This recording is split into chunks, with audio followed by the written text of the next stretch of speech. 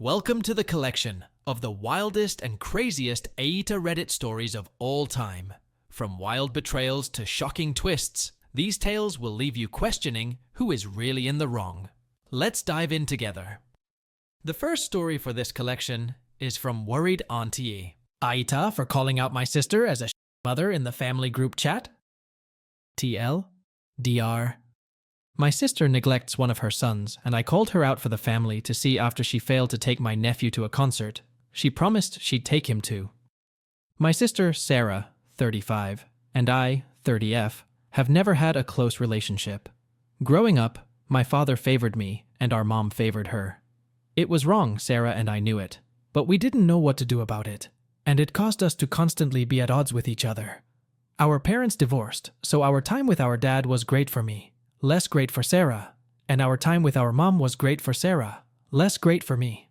As adults, we see each other around Christmas every year. Other than that, we don't really communicate except for the occasional family group chat exchange. My sister has two sons, Jackson, 15, and Ethan, 13. I've always known that Jackson is outgoing, bold, opinionated, and likes to be the center of attention. I've always known that Ethan is quiet and reserved, and until recently I thought he preferred to not have a lot of attention. But within the last year, I learned, realized, and experienced things that have completely changed my perspective, and I feel like a ant for it. First, until last Christmas, I thought Jackson and Ethan had the same father. I learned Jackson's father, who I haven't spoken to in over a decade, left Sarah after she cheated on him, hence Ethan. I suspect this is one of the reasons why Jackson and Ethan are treated differently and are just very different boys. Secondly, I realized that Sarah would always reach out to me and other family members on behalf of Jackson. If he had a sports game, if he was doing a fundraiser, or if he had a friend's birthday party or other social event to attend, she would ask us to attend, donate, or help him get to dash from his social event if she couldn't take him. Likewise, if he was suspended from school, having behavioral issues, or was just sick with like the flu or something, she would reach out to us for help, advice, etc. But rarely would we hear anything about Ethan, and regarding the school suspensions, she never told us that Jackson was suspended 99% of the time for bullying Ethan and Ethan's friends. They now go to separate schools because of this. 2 months ago, Sarah asked if someone could take Ethan to his school choir concert, so she could attend parent conferences at Jackson's school. I was surprised to hear E was even in a school concert, because my understanding was that he didn't like performing or drawing attention. She said she could pick Ethan up after, and she just needed someone to take him, which I felt was odd, because she didn't ask anyone to go watch him perform, but I gave her the benefit of the doubt and thought maybe Ethan didn't want anyone to watch. I offered to take him, watch the concert if he wanted me to, and take him home. Oh, my heavens.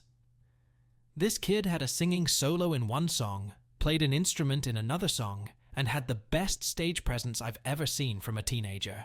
He was smiling and clearly loved what he was doing. Afterwards, I talked to his choir director, who heaped so much praise on him. He talked about how he helps other students with reading music, helps with the younger choir, and is a model student.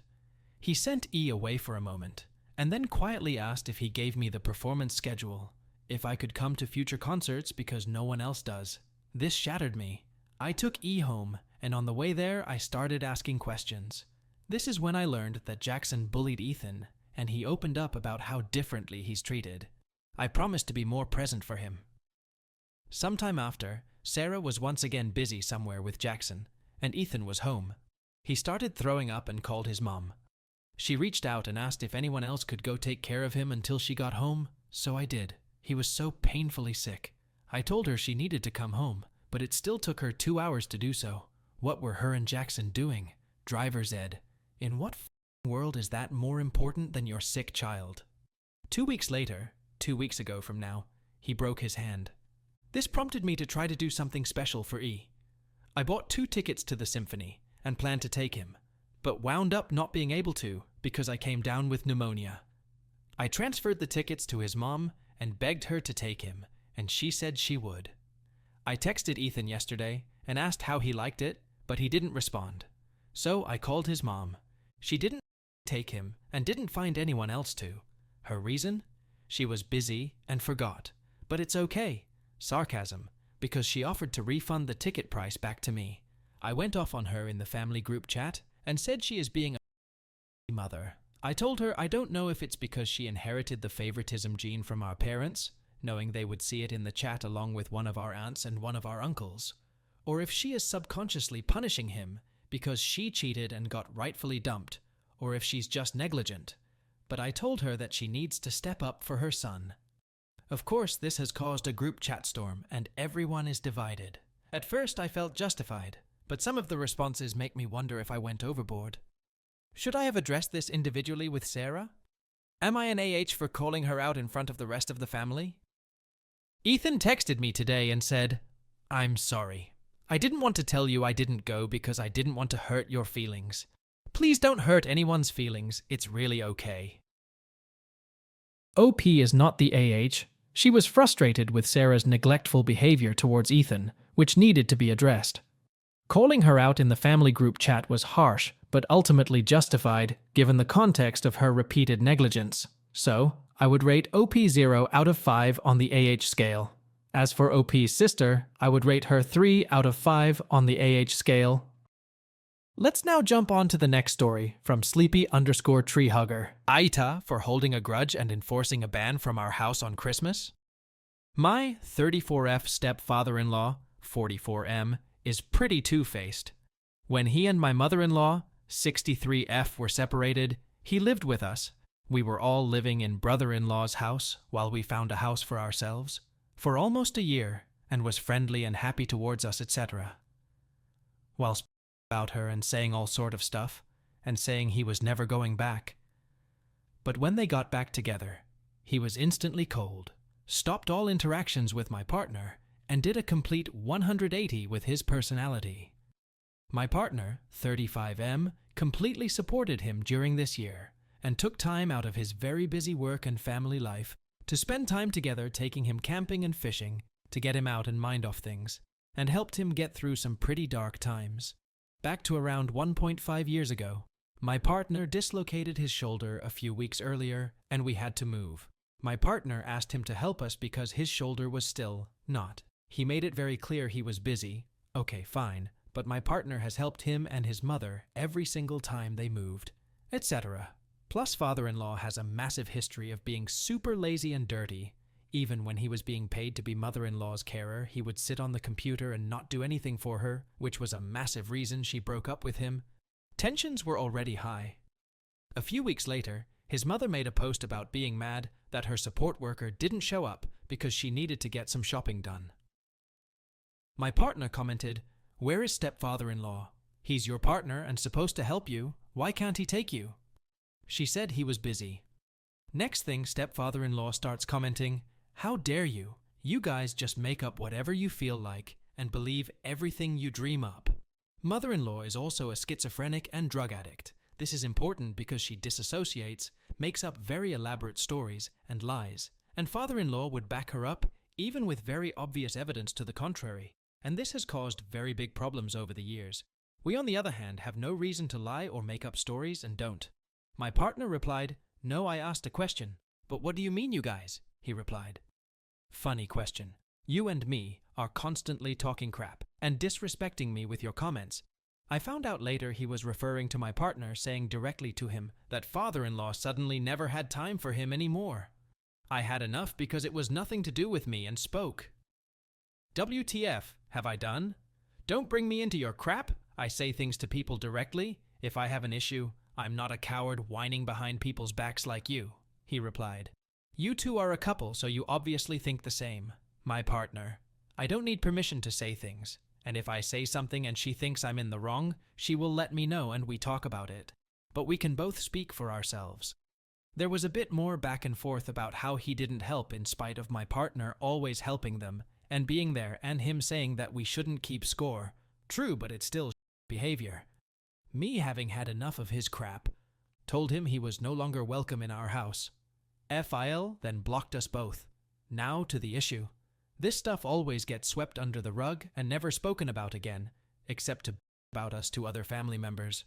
I have seen them every few months at family events, and mother-in-law visits our kids every month or so. I have not been to her house when he is there, but he attempted to attend my son's birthday last year, to which I said he wasn't welcome until he apologized for bringing me into things and calling me a liar.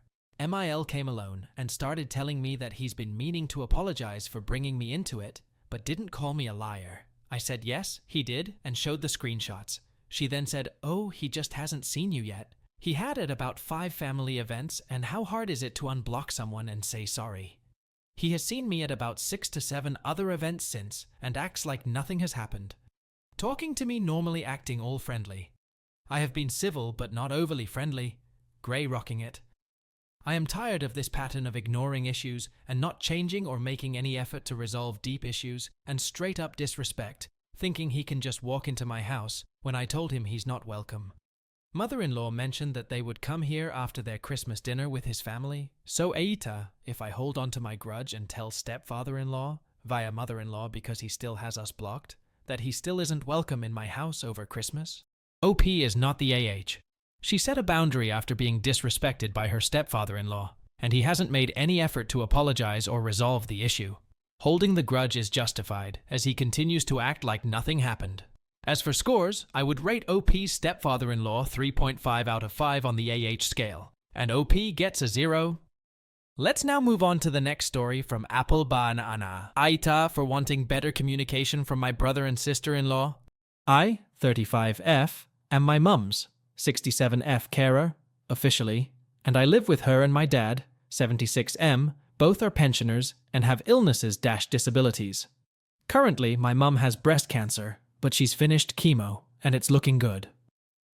Now the main event. At the start of December, my sister-in-law, 47F, asked if I could look after my niece, 6F, and nephew, 9M, for a few hours on the 23rd of December while she's sleeping. She works nights, and my brother, 46M, would be at work. She said I could look after them at their house or at ours.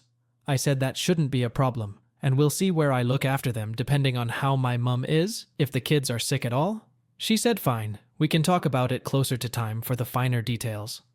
Fast forward to this week. My mum, who has nothing to do with this arrangement because why would she? She can't look after them. Gets a message from my brother saying should he drop the kids at ours on the way to his work. I'm confused because I thought I had a choice, but okay. Mum messages him back and mentions that, and my brother replies saying that yes, my SEL will be sleeping, but when she wakes up, she has things she has to do before Christmas that she can't do while the kids are at home. So now I'm irritated. I haven't been asked if it's okay to have them for longer, and this isn't the first time they've pulled something like this, where they change things at the last minute.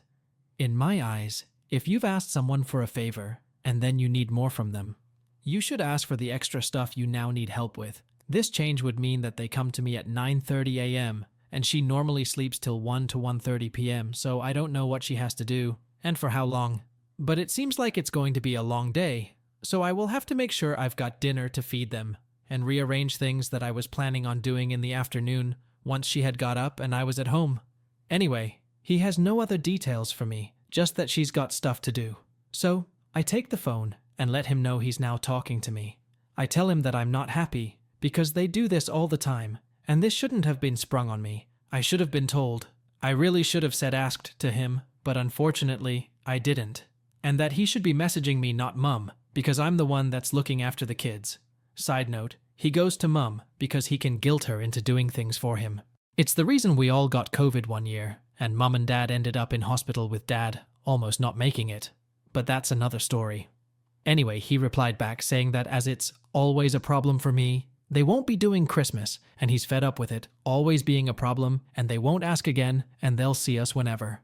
Another backstory to mention for some extra info. The thing he's talking about with it always being a problem is the one previous time I refused to help them. This was half-term this year, a week off for the kids. I'd said I would help, and we'd have the kids at ours overnight on Monday, Tuesday, and they go home Wednesday. Well, my sister-in-law said that she wanted to do overtime, and could we have the kids for the whole week instead? I said, rightfully so, no, that's too much time. She ignored my mum for weeks, literally giving the cold shoulder, as I hadn't said it was me messaging her, because again, they don't message the person they actually need help from. I was going to tell my SIL it was me, but Mum said not to. Also, she's been doing this every year, so maybe it's my fault in a way, because I, mentally, didn't have the capacity to say no before. Last year, the kids were at ours for overnight stays a total of 109 times. 3 weeks at a time, 3 times that year, plus some extra 1-week stays here and there. They didn't pay us, or give us food for the kids during most of these times, until I said we don't have enough money to feed your kids, as well as us. We are a household of 2 pensioners, and a career after all. Then they helped for the last 3-week stay. My mental health really suffered that year because it was extremely stressful for me to be looking after 2 children, as well as doing my normal care for my parents. This is why I say no or question them now when I don't like how something is handled, because I don't ever want to get that depressed again. I had a breakdown and basically said I'd rather not exist than live this way. They don't know about that, because the one time I said I was depressed, they said, and I quote, "What have you got to be depressed about? You don't even work." Back to the main part. Sorry for all the extra stuff, I just feel it needs it all. So, after he said that he was canceling Christmas, I gave him the same energy back. I said that if he wants to behave this way, then fine. It's not always a problem, and I'm not here to be his slave. All I said was, I'm not happy that they always change the plans. I called him selfish and ungrateful, which I sort of regret, because I'm normally better at keeping my cool. I finished it with saying about the number of things I've done for them, and then I have an issue one time, and they blow up like this. Now, I never said no in that entire conversation. I still would have helped. I just needed them to realize that they never message me about these things, and they don't communicate everything they need properly to me. So, AITA for wanting better communication? Should I just not have brought it up? OP is not the AH. She is setting reasonable boundaries after being overburdened, and it's valid to expect better communication and respect for her time. While the tone could have been calmer, OP frustration is understandable given the circumstances. As for OP's mom, she is an AH for her behavior, and for this, I would rate her 2.5 out of 5 on the AH scale, and OP gets a 0. Let's now jump on to the next story from KLB Shaw. My best friend didn't check in on me when I had a serious injury. AITA for cutting ties? I, 30F, recently got a concussion the other week at work. I was taken to the hospital and advised to be off work for 2 weeks, as well as a bunch of physios, etc. afterwards. All that to say, it is no joke to have a TBI, traumatic brain injury. My friend, 27F, who I have known for 7 to 8 years and consider one of my best and closest friends, didn't check in with me or my partner for 3 whole days following my injury, despite knowing about the incident, my hospitalization, and subsequent time off work. Some context. I have known this friend, Sally, for almost 8 years. We worked together, met at work in the city we both used to live in. For 2 years, we both worked together plus hung out, and became increasingly good friends, both with bigger groups of friends, 1-to-1, and as a couple with her, now ex-boyfriend, and my partner. When my partner and I moved out of the city during the pandemic, she visited me about 1.5 years later in the new town I was living in with her new partner. We hadn't stayed closely in touch during the pandemic, but everyone's lives were crazy, so I didn't think twice about that. They stayed with us for a week, and her new partner Joe fit in well with my partner and I too. She was so happy about this. Shortly thereafter, they moved to the same town as well. Since we regularly spend time together, us 2 couples, or just Sally and I, for example, we go on a run or to the gym together weekly. We also have a larger group of our friends. Additionally, Sally's now boyfriend Joe has a job at the same place that I work. Him and I work together daily and have also become good friends. Similarly, Joe and my partner are good friends too, and will hang out just the 2 of them as they have mutual hobbies. The 4 of us also regularly do recreational activities together on the weekend too. Sally knows my parents, I know hers, and we've gone on some trips together. All that to say that I think of her and Joe as very close friends whom I could rely on if it hit the fan. Something about my friend Sally is that she does have a lot of other friends. She is one of those people that is quick to make friends, so she does have a large social circle. This is something I've always found fine-endearing about her. Despite our differences, I am more of a have a few close friends type of gal, because she has always made lots of time for us, either with us without our partners. Fast forward to today, it hit the fan in my life. I know that she knew about my incident without me telling her because her partner Joe works with me, so he was one of the first to find out. Sally didn't connect with me for over 3 days about my injury, despite my partner communicating to Joe my fairly concerning state. In contrast to this, my other close and less close friends have been reaching out regularly and asking if I need anything. Many whom I haven't known for as long don't spend as much time with.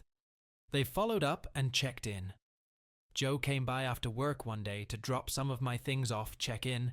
Sally didn't join and still was yet to acknowledge this happened to me. Even my colleagues, bosses, and some of the people who I serve in my community-based job have reached out to me, dash my partner via text and email to send well wishes to me and offered to help me following this TBI. I know I'm not the center of the world, but I tried to give Sally the benefit of the doubt and wondered if for some bizarre reason Joe had not told Sally. Finally, 3 days later, Sally messaged me saying she heard about my concussion and hoped I was okay. I replied, answering her questions, and also asked her in a casual way if this was the first she was hearing about it. She answered, saying that Joe had told her the day it happened, but she hadn't had time to reach out because she was stressed and busy. I was shocked, but still, I asked her how she was doing personally and followed up about a weekend plan I knew she was looking forward to.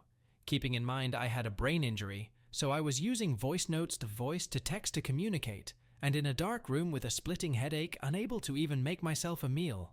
She answered about her plans. I said I hoped she had an awesome time and wished I could be there too. Then she ghosted. It's been another 3 days, and I haven't heard from her since. By comparison, my other friends and colleagues even have followed up. Now, I'm wondering if I've read into this friendship wrong for the past few years. Does she not value my friendship as much as I value hers? Is it because she has so many friends? My partner and I both don't think that there is any jealousy from Sally about my relationship with Joe, and my partner also thinks it's very strange that she is acting this way. She has been a bit flaky on plans and not communicating as well leading up to when I got my TBI, but I've continued to reach out and try to maintain the friendship. Am I working too hard for someone who doesn't care about me? She doesn't handle conflict well, avoidant, can be people-pleasing. So no, I have not brought any of this up to her. Also, I'm wondering if I'm overreacting due to the state that I'm in with my brain injury. I don't think I could mentally handle a conflict right now, but I'm thinking about this, our relationship, basically every day, feeling kind of heartbroken about this friendship. TLDR, I had something big-serious go on in my life. Land this a best friend is putting in zero effort to even send a text to check in on me. Am I overreacting? OP is not the AH for cutting ties with her friend. OP is understandably hurt by her friend's lack of concern, especially after a serious injury. While OP's state of mind due to the injury could amplify feelings, the friend's response is inconsiderate and neglectful. So, OP's friend is an AH, and I would rate her 3.5 out of 5 on the AH scale, and OP gets a 0. Let's now jump onto the next story from Mercurial-Hawk. AITA, for not wanting to hang out with my dad's new family. I'm 31, F, and my dad is 60. My parents were married for 35 years before my mom was diagnosed with cancer a year and a half ago. She died 2 months after the diagnosis. For me, it was one of the lowest moments in my life. My mom was one of the people I loved most. My parents never had a perfect marriage and had many differences throughout the years. My dad started to be present-absent when I started to work after college, leaving the house finances to me and my mom, which wasn't easy to manage. Mom also got in charge of house chores, so we were burned out for many years. In 2019, my grandpa, Mom's dad, came to live with us since my aunt, his sister, attacked him and tried to burn him alive. She was diagnosed later with Alzheimer's and could get pretty violent. We started to take care of her and eventually placed her in a nursing home. I took on 3 jobs to help my mom with finances. I also learned to drive, and I was able to go and do many errands, like going to my aunt's, the nursing home, picking up my mom from work, etc. When my mom had cancer, I reunited money for her amongst family and friends, since my dad was too shy to ask, because what would people think if we begged for money? I took her to most of the appointments, chemo, doctor's office. I knew her medication. She fell down the stairs and had an accident. He wasn't home, and when the paramedics asked who would ride with her, guess who did? In her last moments, Dad did not want to go and see her because he was working and arrived at the hospital when she had passed. When my mom died, me and my boyfriend, 32M now husband, became the primary caretakers of my grandfather, since my dad had nothing to do with him and wouldn't help me out. That year, he was diagnosed with dementia. I couldn't sleep for months until the doctor found the medication that worked best for him. My dad started dating 3 months after my mother's passing, and I was deeply affected by that. He used to have access to my credit card since he wrecked his finances, but we agreed that if he paid it every month, there wouldn't be an issue. He spent all his salary taking women out, started drinking heavily, but I was the one who was going through it. I remember how at least 2 times I had to take my grandpa to the hospital at night alone, since my boyfriend left to his hometown for the holidays, while my dad was with a lady. I have to mention that my grandpa and my dad never had a sore relationship, but my dad told me he grew sore that he had to live with us for 4 years. I cut his access to my credit card, and shortly after, he got fired from work because they were cutting their budget. He spent his severance, which was a considerable amount of money, since he had worked 6 years there. He still dated different women and had a prospect which was a friend, but had on reserve if the one he wanted did not work out. Spoiler, it didn't. His then date did not want a serious relationship and had told him months ago, but my dad insisted that would change. He then, 2 weeks after that, went to visit the friend he had on reserve and started a new relationship.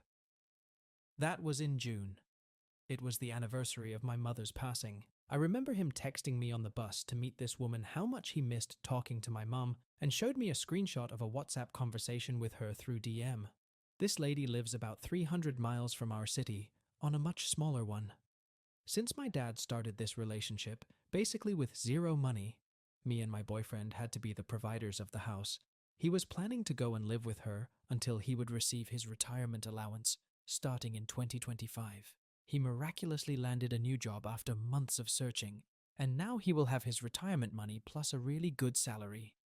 After my mum's death, he was a jerk to me. My mum had some money saved in the bank for the retirement, and when I asked for half of it, I gathered most of the documents. He agreed in front of my boyfriend, and then wanted to keep it all for himself when the money was going to be deposited. A friend of his convinced him to give me half. It wasn't much money, and I would use it to fix our car and pay the expenses of my grandpa, which he never did. He spent his half on courting women on restaurants and bars that were way out of our social status. This year, a friend of mine went to Spain to get a master's degree. She offered to host us so we wouldn't pay a hotel, and my boyfriend found cheap tickets, so we had a fun trip on a budget.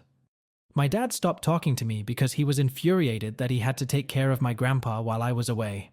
In 5 years, I had only gone on vacation once, in 2023. My dad started this relationship, and everything skyrocketed from there. He started spending half of the month away at the lady's house. My boyfriend and I decided to marry and move in together with my grandpa in September. Last month, my dad told me he is marrying this lady next April and wants me to spend time with her and her family. She has an only child, a daughter, just like my dad, and they think we could be the best friends ever. By the way, this lady has context at least of the date of my mother's passing, and even sent my dad a video of her cutting her hair in honor to my mom, which I found creepy. But my dad almost cried. My dad told me I'm being selfish to not accept his new life because I told him I respect his relationship, but I am not ready to take on a new family dynamic even though he is.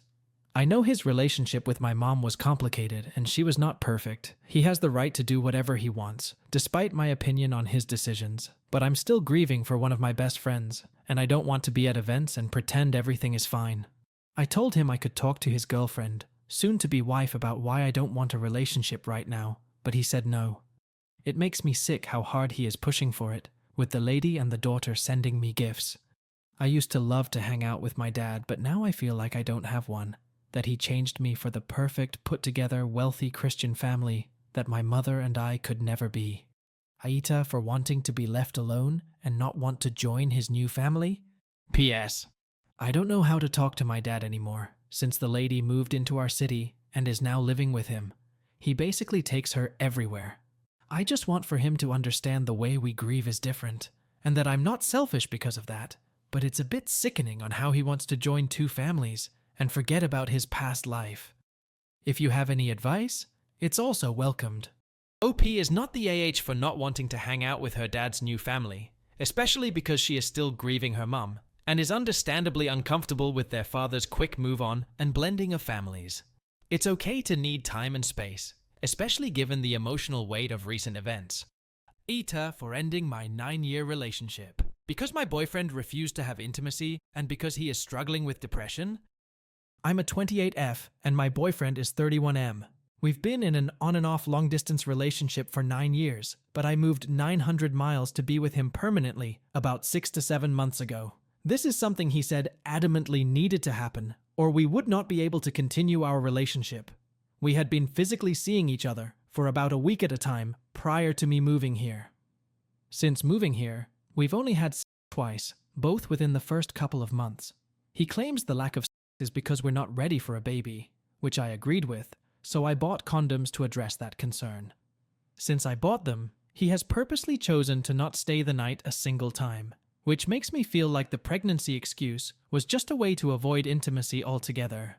On top of that, the lack of physical intimacy has caused a huge emotional disconnect for me. I tried to rationalize it by telling myself that we have found a safe system where I can playfully ask him to touch me or go down on me since he doesn't like to be touched. Recently, I playfully asked if he could go down on me or just touch me like how he always does, but he rejected it. I was shocked because I thought we'd found a compromise that worked for us, especially since he prefers to be the one to initiate intimacy, and I've honored that. I asked if he was feeling depressed or if I had done something wrong, but he didn't want to engage in that conversation. Towards the end of the conversation, I was crying. I was not crying because of his refusal to do the act. I was very turned off by this point, obviously. I was crying because of his consistent refusal to engage in any conversation about why we have a lack of intimacy, a lack of time together, or anything at all.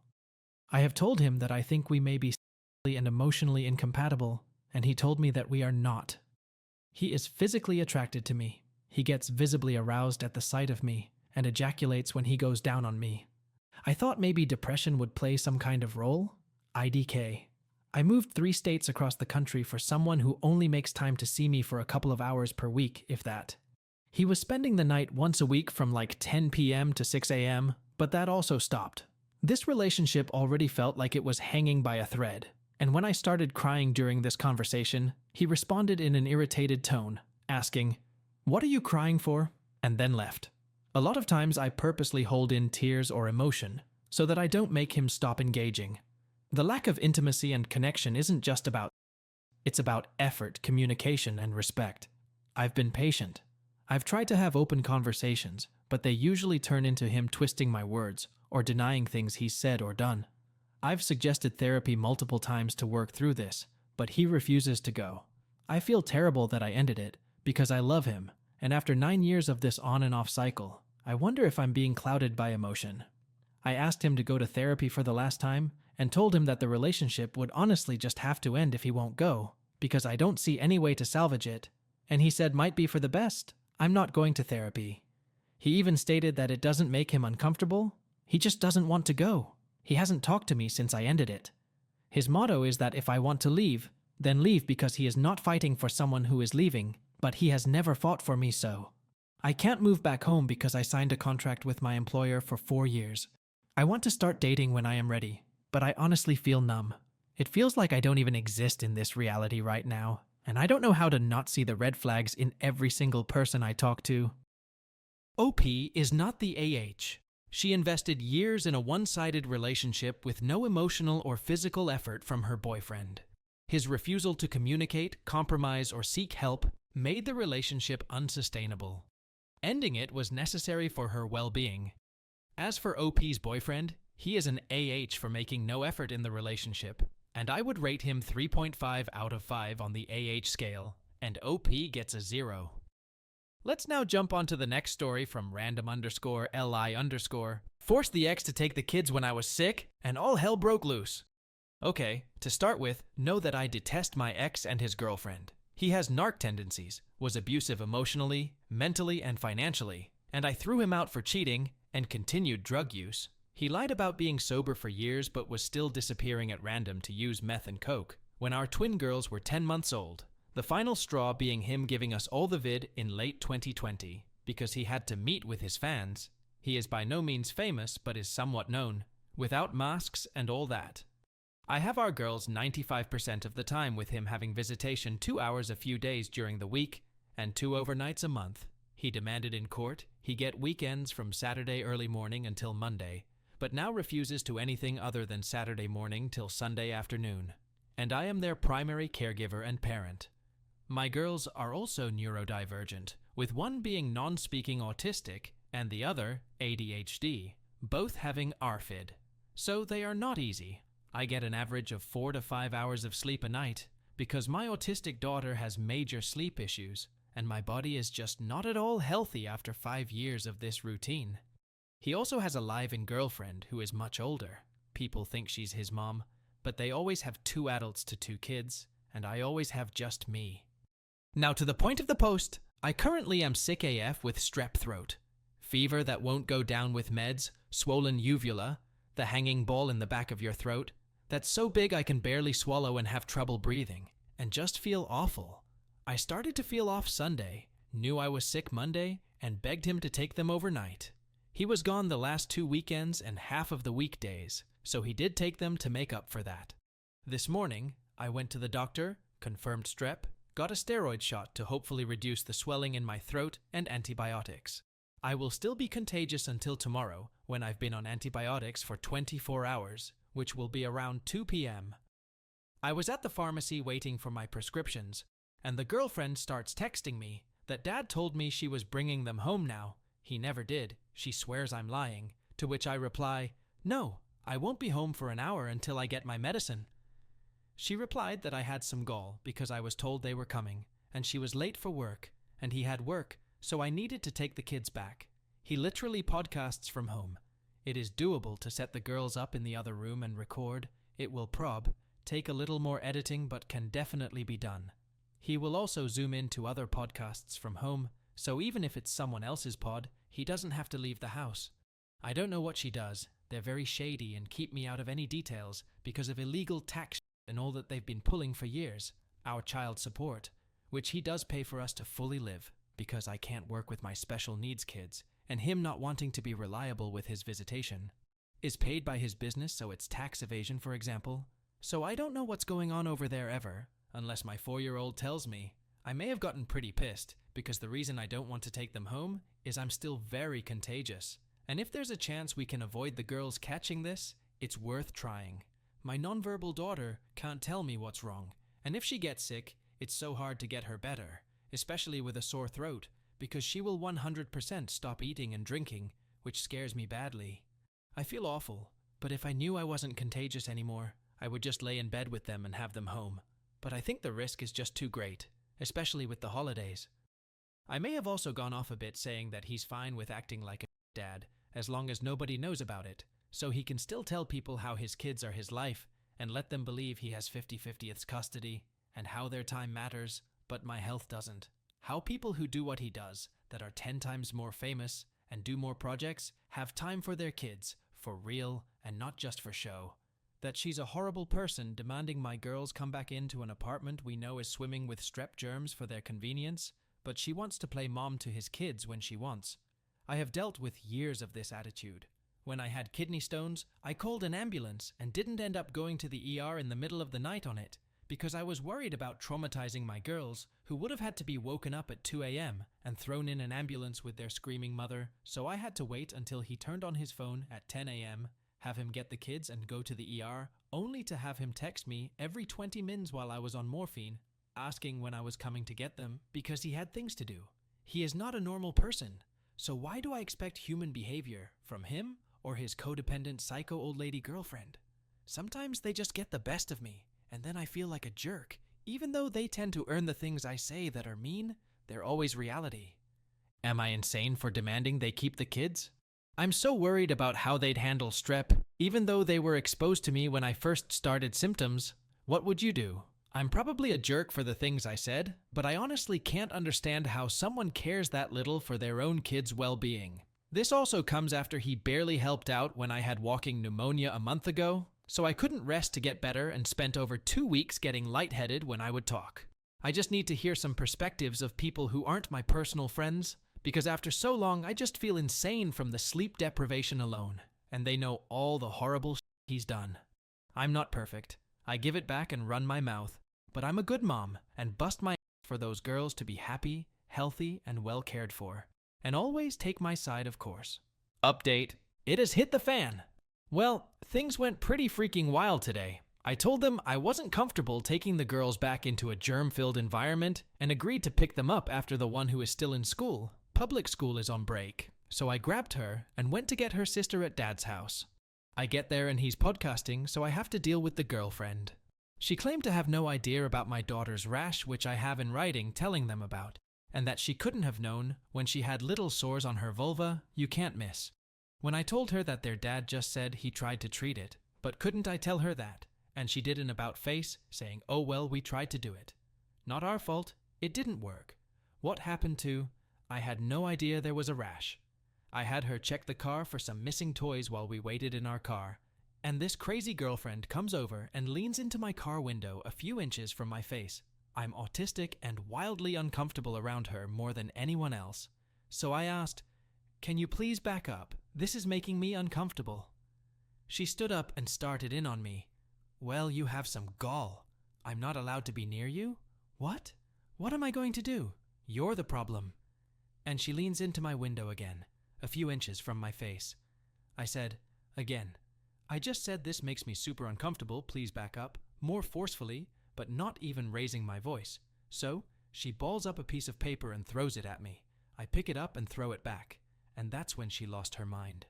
She reached through my car window, grabbing my arm, digging her nails into my skin, and twisting while calling me names, saying our child support is me taking advantage of them and being a user, that I'm insane, and then, get this. She leans into the car with a psychotic smile on her face, looks at my not even 5-year-old and says, hey, kid's name, mommy is crazy, isn't she? You kidding me? So, I lost it. I started screaming at her like she was at me, and threw my car in to drive to leave, when she starts darting around in the road, wanting me to hit her or something. I spun the car around and told her that she's evil. Her boyfriend won't touch her because she's old and disgusting, and they deserve each other, like they deserve to drop dead. And we drove home.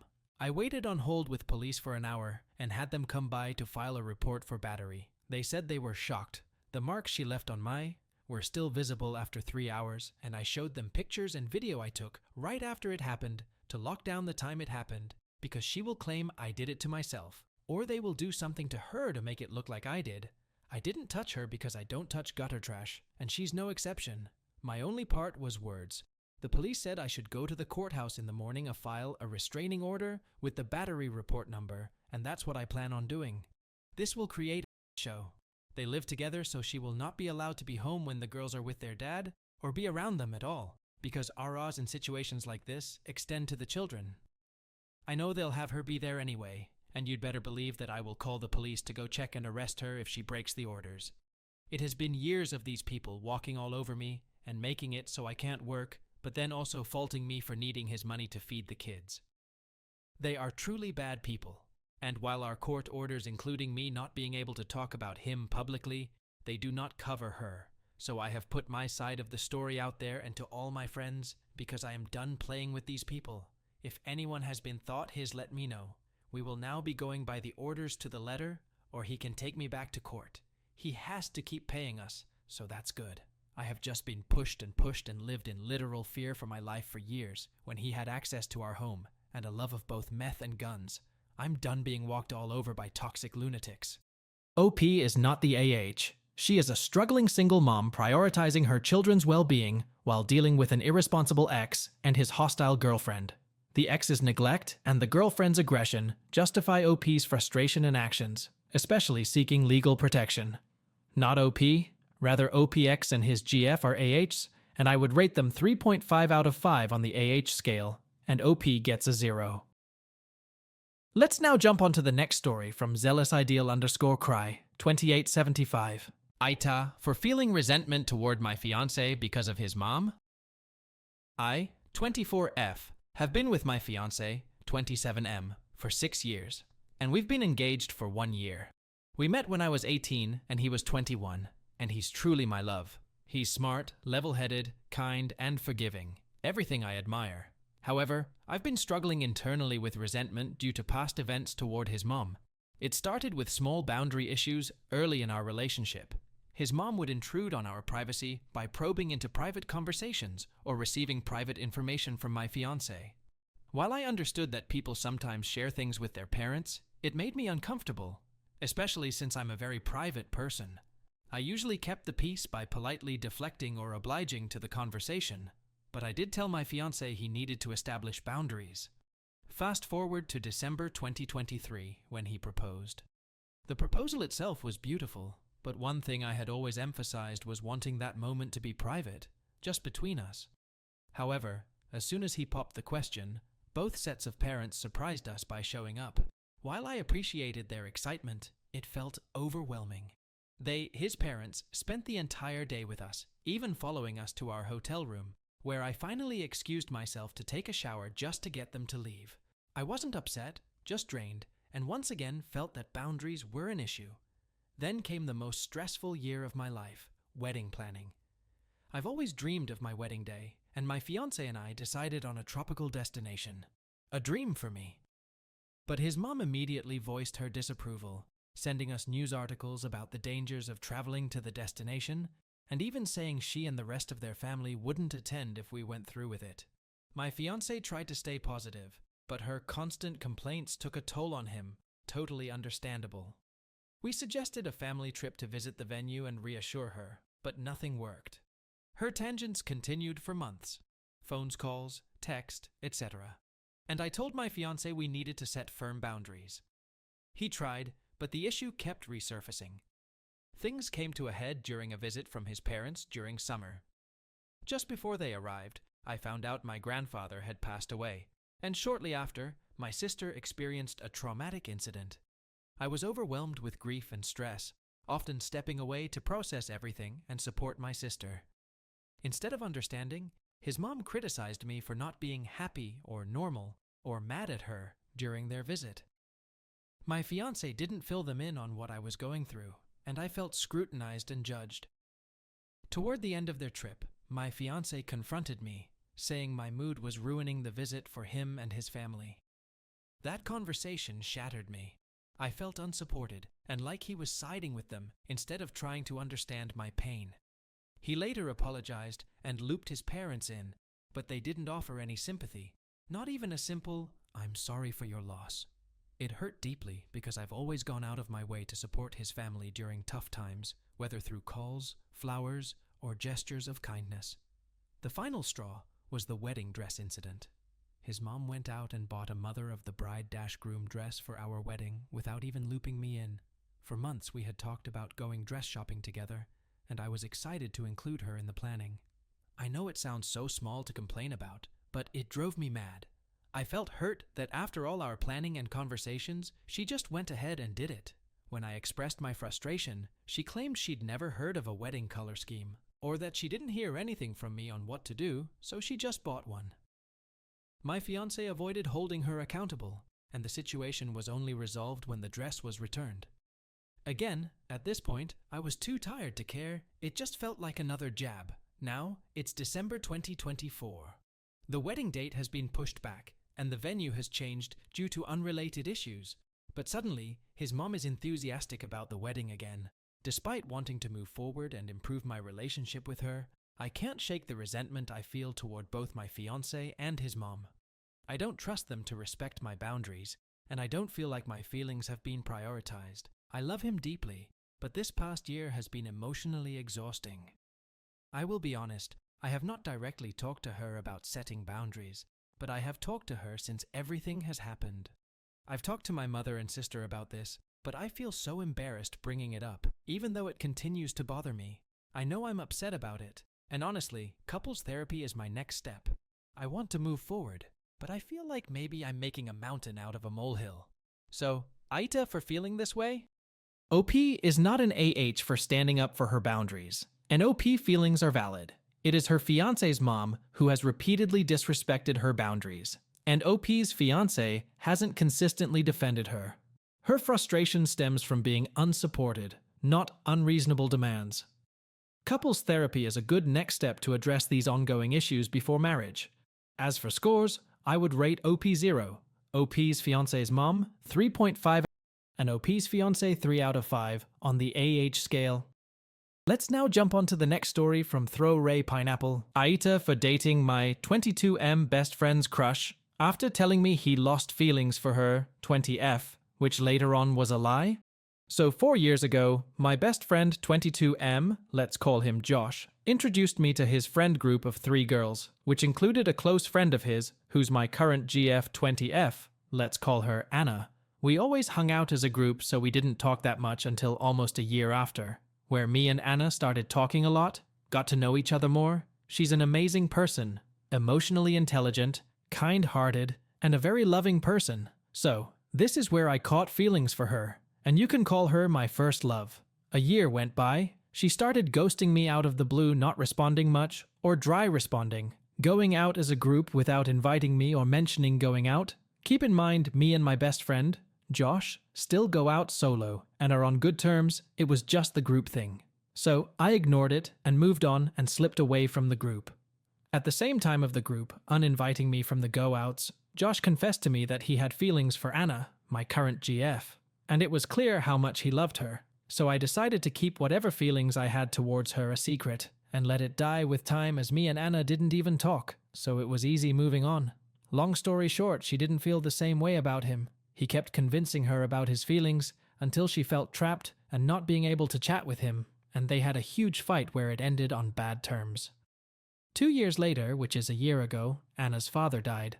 I texted her and gave my condolences, and we got back to chatting a little after that. Meanwhile, I got to know another girl, 20F, let's call her Olivia, which is a mutual friend between me and Josh BTW. Me and Olivia stayed friends for 5 months, until we both confessed to each other that we love each other, and stayed in a situationship for a month because of her not committing or feeling that she's embarrassed of dating me, and me being irritated by her constantly texting and FaceTiming Josh, and saw a TikTok he sent her of a couple kissing each other as a joke. Problems got bigger, so I decided to end it there, as I didn't want to lose Josh or Olivia, and stay as friends until we solve whatever problems we had. She started slipping away, had more arguments, and some on and offs for another month. I wanted to keep her, and I texted her daily for another week, where she didn't reply or replied with Ty or K. And when I stopped texting first, she never texted back, so it kind of ended on bad terms. This is where me and Anna started talking again frequently, and got way closer than before. That's when all the feelings came rushing back, and again, I kept it a secret until she confessed after a month that she had feelings from way back, for almost 3 years, and that she ghosted me as a coping mechanism because she assumed I didn't feel the same way about her. I confessed that I did have the same feelings to her, but it's complicated now as she was, and still my best friend's crush. I asked her if I could tell him all of that, as he deserves to know, for which she approved, and I sat with him and told him about it all from the beginning. He was very understanding, which later on was a lie, and told me to give it a try with her, which I declined as I just got out of the situationship, for which he replied, she, Olivia, won't know, and also because of how he felt towards Anna, he tapped my shoulder and told me he lost feelings towards Anna, which also later on was a lie, and it's all good, I love you both as my friends. A few weeks went by. Josh started ghosting me. Olivia ghosted me too. Also, Josh went and told Olivia the next day that me and Anna are dating, where I was presented as the bad guy. I felt unappreciated by the 2 people I cared about their feelings, while ignoring the one that actually loves me, and I love. So I explained to Anna that it's complicated to me, but I do love her, and we started dating. As I mentioned before, she's the best. She's respectful, loving, caring, and she's the best person I could ever ask for. Of course, it's not all butterflies, but all the problems we meet are solved simply by saying sorry and talking it out. Other than that, everything is fine, if not perfect. And I do believe she's my actual soulmate and the love of my life. For the past year of me and Anna dating, I kept and still feel bad and guilty about Josh. I keep thinking of how bad of a friend I am. The thought never leaves my mind, and every time I hang out with him, I feel like there's a barrier between me and him, and thinking about my future with my girlfriend, or making it official, I always think about how awkward it would be for him. and also for me. My girlfriend does feel bad a bit, but not as bad as me, as they don't talk or see each other anymore. I need help or an opinion from an outer POV about the whole situation. Of me dating Anna or me feeling bad about Josh? TL dear, I'm dating the girl my best friend had a crush on who I dated after him telling me he lost feelings towards her, which later on was a lie, and now I regret it. OP is not an AH here. While the situation is messy, Josh's actions, lying about losing feelings and ghosting, are not OP's fault. OP respected his feelings initially, but he didn't uphold honesty or friendship. So, OP is not an AH for dating after his dishonesty. So, as for scores, I would rate OP 0 and OP's friend 3.5 out of 5 on the AH scale. Let's now move on to the next story from Cartographer Extra 923. AITA for hooking up with my best friend's cousin? I, 19F, am currently a sophomore in college, but during my junior year of high school, 2021, I was not a very good person. I had no self-respect or care for myself. I smoked every day, lost my 4.0 GPA, and would do things with any guy who gave me the light of day. It wasn't very many guys LOL, but still. Eventually, I lost all of my friends because of some poor decisions I made. I started to hang out with a girl on my soccer team that I knew for a while, but fell off with. She reintroduced me to her close friend, my current best friend who we will call R.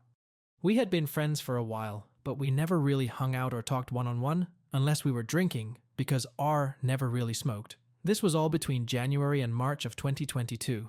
Throughout our second semester, we grew closer but began to fall out with soccer team girl because she got a job and boyfriend who took all her time. He turned out to be toxic, and they're not together anymore. I began to hang out with R every day around May and June of 2022. Her cousin, who we will call W, is in the class below us, 18M. Note, he is so cute to the point where I would have never thought he had any interest in me. I am not the ugliest, but he is way out of my league. Anyways, they had rough childhoods and essentially grew up as siblings. R lived with her grandparents, and W would come over all the time and sometimes stay the night, but he stayed with R's brother. June of 2022, R, W. R's brother and I hung out together all the time. One day, R's brother had a pen on him, so all of us decided to go to his room to watch a movie with some snacks and have a sleepover, if their grandma allowed it. She said yes, so the night begun. This was the first time I smoked in a while since R doesn't smoke, so it didn't take me much to get up in the clouds. One thing led to another, and next thing you know, we're doing stuff. From what I can remember, which isn't much, he started rubbing my back and went down my back. He cuddled me a little, then started moving my hand towards his body. Yeah, we didn't go all the way, but we did just about everything that comes before it, if you know what I mean. Again, I have little recollection of what happened, but I know he remembered because I asked him about it the next day to make sure I didn't imagine it. I told him I didn't want to talk about it, and to not tell anyone, because my friendship with R was still fairly new, and I didn't want to lose her too. I thought that was the last of it, and it was for a while. I went through my entire senior year of high school without it becoming an issue. I had one class with him, but we never really talked to each other in it. I started to become extremely close with R, and we were essentially inseparable. Her family loves me and invites me to their family and holiday dinners. Atleo eventually got a girlfriend, and they were together for the majority of my senior year, so again, no issues with him. That is until the second semester of my freshman year of college. W and his girlfriend broke up months before this, so he is not cheating. During my second semester, W was still a senior in high school, but took many classes at our local college. I saw him all the time because we had similarly timed schedules, but we never talked. Maybe a wave or a hey, but nothing more. In maybe February of 2024, he texted me on Snapchat. He asked about that night from 2 years ago. I told him, kind of. I know we did stuff, but that's about it. The conversation kept going, and he made a proposal of essentially being sneaky links. I told him that I have changed. I'm not that kind of girl anymore. If I am intimate with anyone, it's going to be with someone I have been dating, and that even if he did want a relationship, I was not in the right headspace for one. Those are the exact points I made and have reinstated multiple times during the conversation because he couldn't seem to understand. He said he didn't want a relationship either, because he was leaving for college soon, and that we don't have to be all the way intimate. He just wanted me to give him a BJ, basically. Yeah, IK. And to clarify, I 100% clearly rejected his proposal and told him I will not be trying anything of the sort with him. After that, he would only bring it up if he was drunk, which was pretty often. We became kind of friends after that. We would have genuine conversation that didn't involve my mouth, and we agreed on a lot of subjects. Things died down and we were civil until the past summer, 2024. He would throw little parties and kickbacks at his mom's house, and he would invite R, who would then invite me. I made sure to ask if I was invited or if it was okay for me to go, because I didn't want him to feel awkward. He said it was fine, and that he would have a girl there with him anyways, so I was like, heck yeah, I'm going to party. The first couple parties were fun, no issues. He made a move on me at the first one, but it wasn't anything crazy. He just brought it up, and we left it at that. But the last one will be one to remember. I remember this party being a little less entertaining than the last one. There weren't as many people and half of them left before 11:30. R and I always stayed the night at his place on an air mattress in his room to make things easier on us because he lived so far out. Towards the end of the night, I was walking into his room to get my stuff for my nighttime routine, and he stopped at the doorway. He was so drunk and was trying to hold me and kept saying, "Come on," and R is outside. I told him, "No, R is in the other room. I told you already I'm not going to." When I noticed him doing that thing guys do to start a kiss where they lean in, tilt their head, and close their eyes, I backed away and set myself free, making it clear again that I said no. I go to get my stuff back in his room, and as he is asking me, why, his sister comes by, and I ask her, "Do you know where R is?" She turns to the side, and R goes right into the doorway, wide-eyed, jaw dropped, as if she just found out she lost all her money. W is sitting on his bed in silence, and R asks me if I would like to sleep in his sister's room instead, and I said, "Sure, let's go." She walked to the room, and a just start whisper yelling to W. "I told you." He starts trying to talk, and I cut him off to tell him to shut up. He says, "So I can't talk to you anymore," and I said, "No, especially if R never talks to me again because of this." Long story short, R asked me if he tried to kiss me. She was blaming it all on him. I felt guilty and told her about the night 2 years ago. He lied and denied it all. We left the next day. W texted me about what happened and was insinuating he had feelings for me. He said he is never intimate with girls like that and that he is always thinking about us, but I didn't really care. R and I talked, and she was pretty chill about it all. She was disappointed, but she was madder at him than me because he kept trying to lie and deny, and she wasn't having it. I kind of kept contact with him after all of this, and would still snap him, August of 2024. We talked about what happened, and we just snapped after that. But one day, my little sister, who is a junior in high school, came into my room. Her friends are sisters with W's best friend's girlfriend, if that makes sense. W would end up with the girlfriend's house all of the time because he was always with his best friend. Well, the sister said that one night we were very drunk, came into her room, and was trying to do stuff with her. I don't know if they did or not, but the moment she said that I unadded him and deleted his number, my sister's friend would have been a freshman when he was a senior, and that doesn't sit right with me. Now W, R, and I are all chill, and don't talk about that night. AITA? I want honest opinions. I have been feeling really guilty about the situation lately, and can't seem to shake it for some reason. OP is not an AH. She rejected W's advances multiple times, respected boundaries, and was honest with R. However, OP should have communicated sooner and more clearly to avoid confusion. AITA for not giving my parents half of my pay because they said they only kept me around for my money. So, I, 22M, recently got a full-time job and moved back home temporarily to save money. My parents immediately demanded half of my paycheck every month, claiming it was my duty as their son. I was willing to contribute something, but half? That felt extreme. When I pushed back, they got nasty. One night during an argument, my mom outright said, "We only kept you around because you'd eventually pay us back. You owe us for everything we spent raising you." My dad agreed, laughing that I was their retirement plan. I was stunned and hurt, but I had the presence of mind to save the convo using Reclip. I didn't say much after that and just focused on planning my next move. A few days later, I visited my grandparents, who have always been kind and supportive, and played them the reclip. They were horrified. Long story short, my grandparents offered to let me move in with them. They told my parents they were cutting them off financially until they learned how to treat me properly. Now my parents are furious, calling me a manipulative brat and saying I've ruined the family dynamic. OP is not the AH.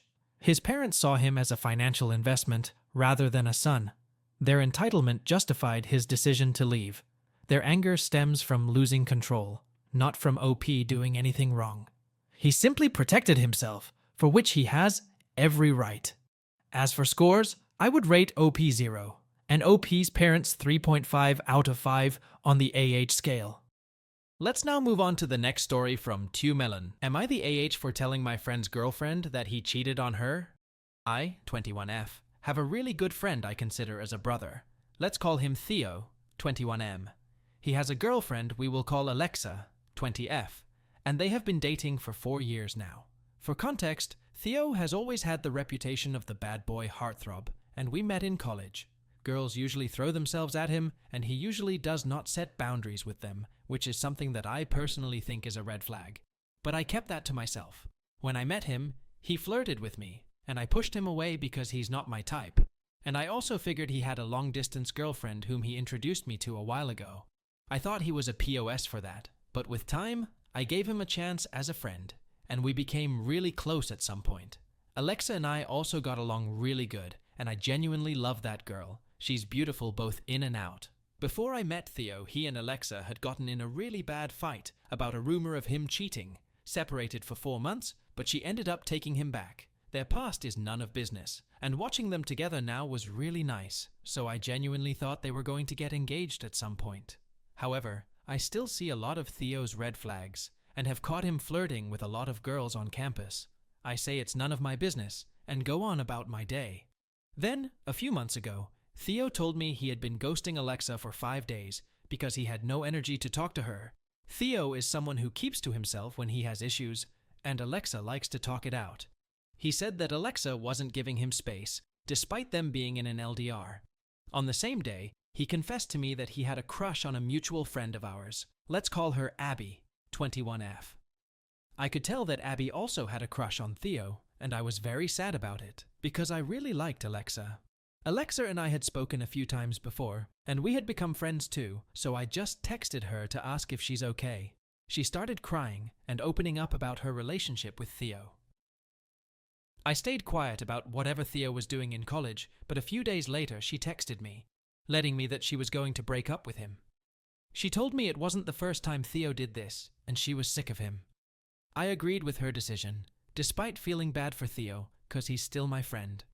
We talked some more, and she told me that his inability to set boundaries with his other girlfriends pisses her off, but she's never had this issue with me because I have always set clear boundaries with Theo. I listened to her rant some more whilst preparing to go to the club with my friends the same night. That night, I got faced during the pre-game, but I remember seeing Theo and Abby getting really close to each other. Even my sober friends pointed it out, and I drunkenly cursed at him for doing that to Alexa. Abby just looked at me and kept on touching his face. I was mad but too drunk to say more, so I just passed out after clubbing. The following day, Theo came to my place and admitted that he and Abby went back home together. Apparently they didn't hook up because Theo told me that they only watched movies then slept. You see, personally, I still wouldn't take that. I lost respect for both Theo and Abby, and when Alexa texted me again, I told her to be careful about Theo and Abby. I didn't tell her what they did, but I just told her to watch out. After that, they got in a big fight, broke up, and Theo stopped hanging out with me that much. I didn't care because for me, cheating is cheating. We were still friends, but I couldn't look at him the same. You think the story ends here, but nope, it's only just begun. A month later, they got back together, and Alexa came to visit Theo on campus. I felt a bit guilty about their previous breakup, because I felt like I played a part in it. I stayed away from both of them, but we were all still friends, so we did see each other a handful of times. None of them brought up what happened earlier, and Theo and Abby were also distanced from each other. After Alexa went back home, a new girl came to uni. Let's name her Chels. Well, she's very beautiful but unfriendly as so I never bothered myself with her. Until Theo announces that he has a crush on her. I was like, whatever bro, you do you. During Halloween, I got faced at a party again and had a heart-to-heart with Theo. He told me he was on a break with Alexa and he was having some issues. He saw Chels as a getaway and they got close. They flirted with each all night and went clubbing together. I just went back home and ignored everything. Last week, Alexa texted me again and she brought up what happened earlier. She thanked me for looking out for her, and I told her it was the very least I could do, as I hated watching girls make a fool out of themselves with their boyfriends. She deserved so much more, and I let her know that. Then she started crying again. She looked messy as hell, and she had even lost weight since Theo and her fought, and went on a break. This time, she told me she was done with him, and asked me to be brutally honest with her. I told her I don't believe her, 'cause they will end up getting back to each other, and I don't want to be the villain. But she cried so much, and told me she found out what happened earlier. Another mutual friend of ours told her about Theo and Abby, and she wanted to hear the whole truth from me because she trusts me. I told her to ask Theo, cause him, and I aren't close anymore. However, she kept on begging, and right at that moment, I saw Theo and Chels all dressed up and going out together, 'cause Theo and I are neighbors. I ended up cracking and telling her everything as it happened, not hiding stuff to protect Theo anymore. She was devastated and confronted him about it, but he denied it all. At that moment, I said no thanks to the drama because I had exams. I wished Alexa good luck, told her I always had her back, but I do not wish to associate myself with Theo again. Theo didn't speak to me since that day. We never confronted each other, but Alexa and I still talk about life and regular stuff. Today, Theo texted me the classic, "We need to talk," and I know it's going to be about Alexa. Before talking to him, I just want to know, was I the AH here? OP is not the AH. Theo repeatedly disrespected Alexa, and OP only told the truth when Alexa begged for honesty. Loyalty shouldn't protect a serial cheater. If Theo valued his relationship, he wouldn't have given OP anything to expose. As for scores, I would rate OP 0 and Theo 4 out of 5 on the AH scale. Let's now jump onto the next story from Bernverng. AITA for not telling my ex-girlfriend I was thinking about breaking up. I, 22M, had been dating my girlfriend, 21F, for around 4 or 5 months, and we had been friends before that for almost 3 years. I know opinions are split on this, but I date to marry, so if I pick up on something that makes me incompatible with someone in the long run, I usually take it as a sign to not take things too much further, even if I'm enjoying it in the long run, because I believe that if you wait to break something off when you already know it won't work, it'll only hurt worse down the line. So, that being said, my ex had really bad body image issues, which on their own wouldn't cause any compatibility problems. I was sympathetic, and did my best to remind her how beautiful and attractive I found her. I just wish she could have seen that herself. I had dated people with body image issues before, as I think most people have, so it wasn't really anything new to me either. A lot of people have body issues. I don't 100% love my body either, but her issues really got to her. At the beginning of the relationship, when we were having sex more, it never lasted more than maybe 10 minutes at maximum before she got too self-conscious and wanted to stop. This didn't make me mad by any means, but it was disheartening seeing her get so down on herself, and slightly frustrating rarely getting to finish, and actually never getting to make her finish. Just so it said, I love being a giver in bed, and get off on getting my partners off. No partner I'd had regular sex with had ever told me they had an issue getting off with me, so never getting her there along with not having much sex in general did start to get to my head. A little after a month into the relationship, I noticed that even when I would initiate, she wouldn't want to do anything at all. After a couple times of that, she told me that because of her body image issues and being on SSRIs that her libido is pretty infrequent and can often go away for a couple weeks at a time, where she does not feel aroused at all and doesn't even feel like doing anything on her own. This didn't bother me at the time, and I told her that. But a couple weeks slowly became 2 months where I was lucky to kiss my girlfriend for 5 straight seconds. She wouldn't even want initiate kissing, and wasn't cold towards me emotionally, but she had absolutely no interest in. A few times during this period, she asked me at different points if it bothered me. Each time I said no, but each time I was asked I was considering more and more whether I could deal with this for life. I did lie, but to my knowledge this was something she had no control over, and I saw no reason as to why I should get along on this ride with me. I mean really, Should I have said, yes, it's bothering me, and I'm wondering whether I can stay with you or not because of it? During this time, I also started trying to ask questions here and there to find out what I was in store for, if I did want to stay with them. After me asking, I found out that it can last months at a time. After one of these questions, she cried because I was not being nearly as subtle as I thought I was. I was never mad at her or judging her, but after about a month of not having contact, I was seriously starting to wonder whether I could deal with it and wanted to try to get more information without straight up telling my girlfriend, I'm thinking about breaking up with you because of this. Eventually, after a little over 2 months of this, I finally realized I wasn't going to be able to deal with it for life. I was crushed, my girlfriend was my best friend, and I thought we were compatible for a lot of other reasons. But I think I was a little at ease because we always said we would stay friends after. My plan was to just kind of vaguely say we were incompatible. I don't know what I thought I was going to manage that became her first question was, did you lie to me about my libido? And I told her yes. She was very upset and said that if I told her, it was an issue she could have worked on it more in therapy, although she never posed it as something that could be worked through. She's already in therapy, and I guess I figured she already would be. I guess. I also didn't want to talk to her about it, because I was worried she might force herself to have sex with me, which would make me hate myself.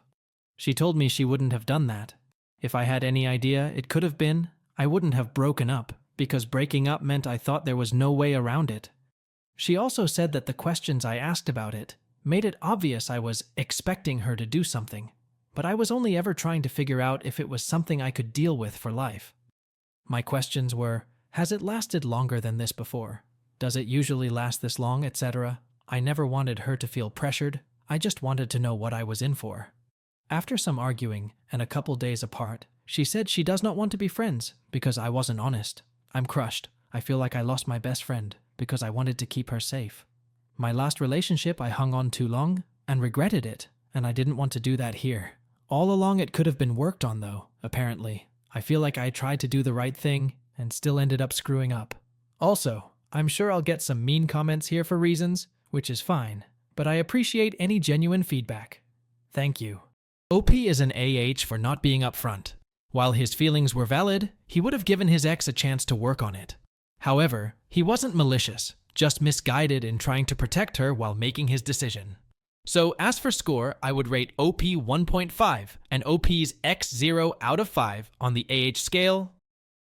Let's now jump on to the next story from past_incident 919. AITA, for being extremely anxious when around BIL because of what he did. I can't get over it. I, 20F, just moved to the USA from Canada after months of preparation to be with my husband, 23M, and begin our family. I'm currently 24 weeks pregnant with a beautiful baby boy.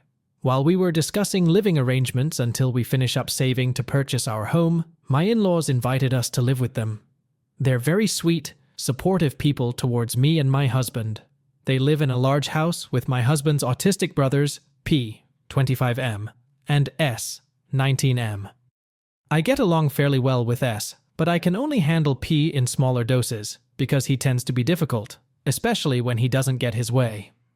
Long story short, he never helps around the house like everyone else. He spends all day at his computer desk doing whatever, and if we all plan something, he's usually the first to complain. Everyone knows what he's like and doesn't want to deal with it. I try to be understanding because I know how autism works. Some things aren't in his control, but I won't lie and say everyone is okay with the constant nagging. Before moving in, I was notified about something he had previously done. He spent thousands of dollars on OF girls. He wasn't allowed to have much access to the internet afterwards, so I thought nothing of it. It's not my business, and I assumed it was years ago. Fast forward to yesterday evening. My husband had just fallen asleep and I was watching a show quietly on my cell phone on Netflix when I saw a strange notification from his email telling him his subscription to his OF Girls have expired.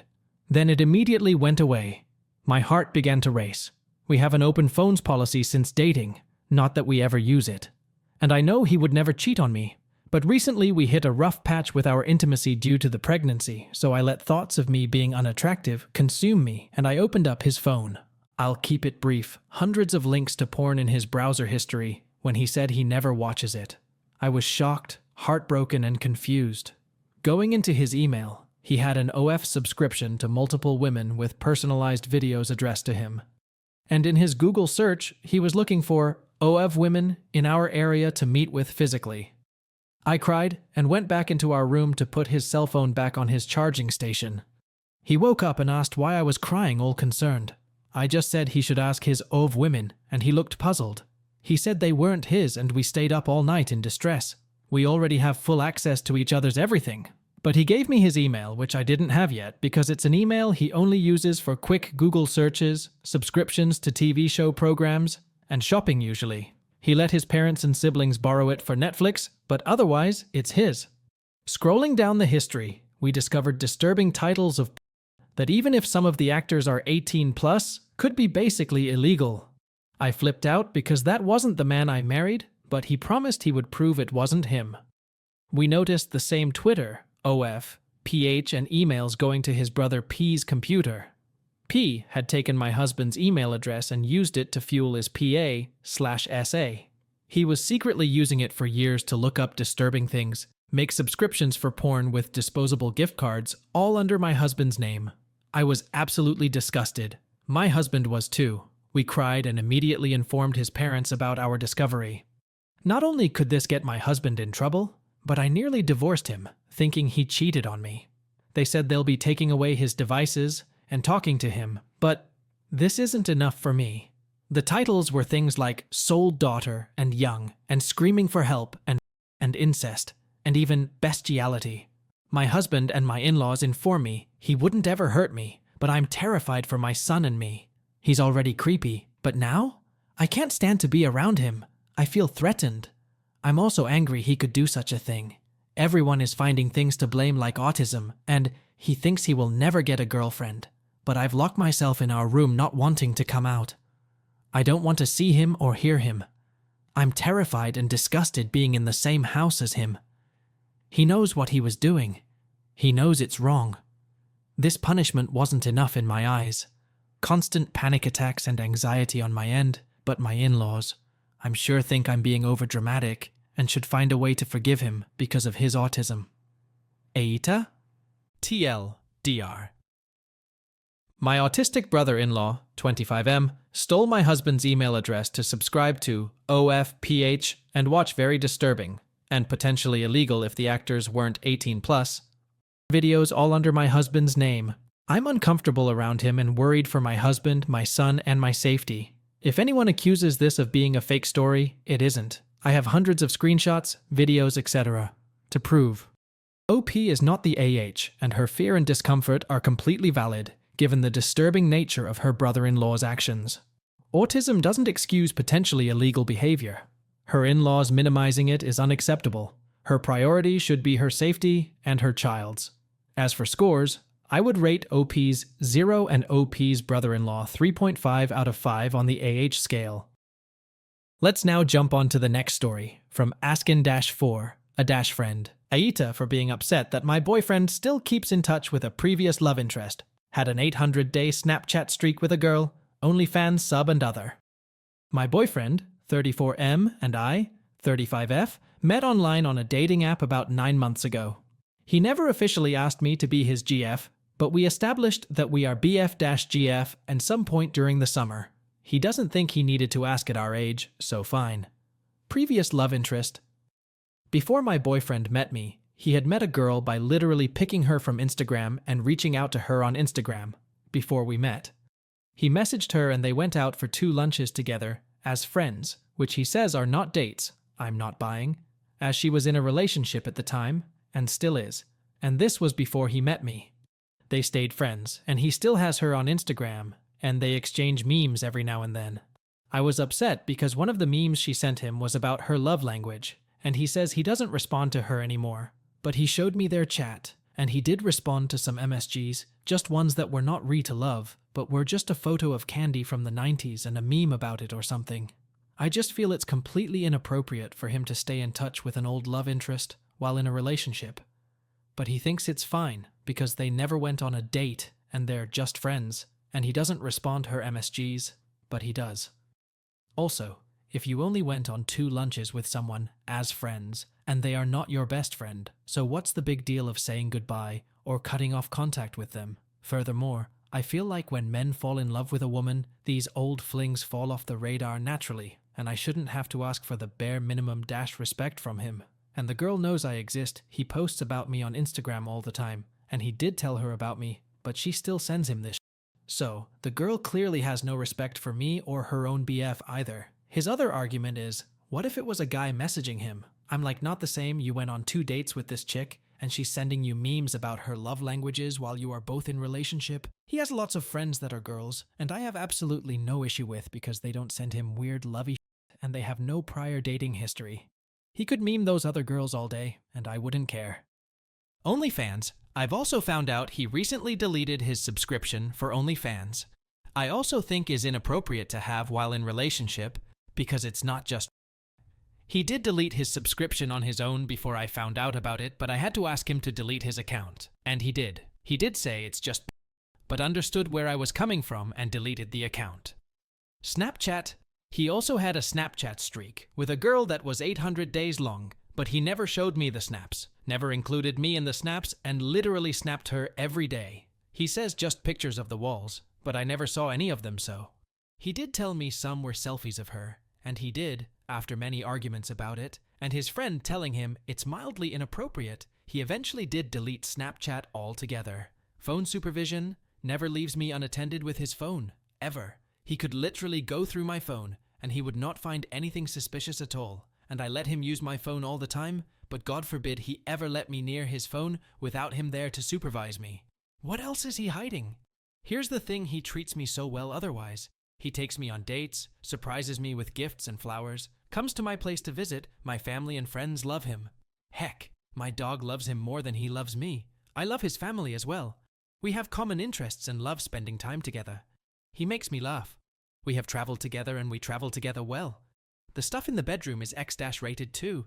And we do talk about the future together. I can truly see a future with him. I'm just hung up on all this inappropriate behavior while in relationship, at least in my perspective. Some of the things he made changes on, and we are moving on about, but there's still some stuff he won't let go of, like the one previous love interest. He also just doesn't seem to see how bad this stuff looks, or how much it's affecting me. He really doesn't think he's in the wrong, so I'm afraid I'll keep finding more stuff as time goes on because he doesn't get it. He is upset because he thinks I'm accusing him of cheating, and I really don't think he's cheating, just think some of these acts are defiantly borderline and need to stop if I'm going to continue to feel safe, secure and loved in this relationship. I don't want to be always looking over his shoulder and telling him what to do.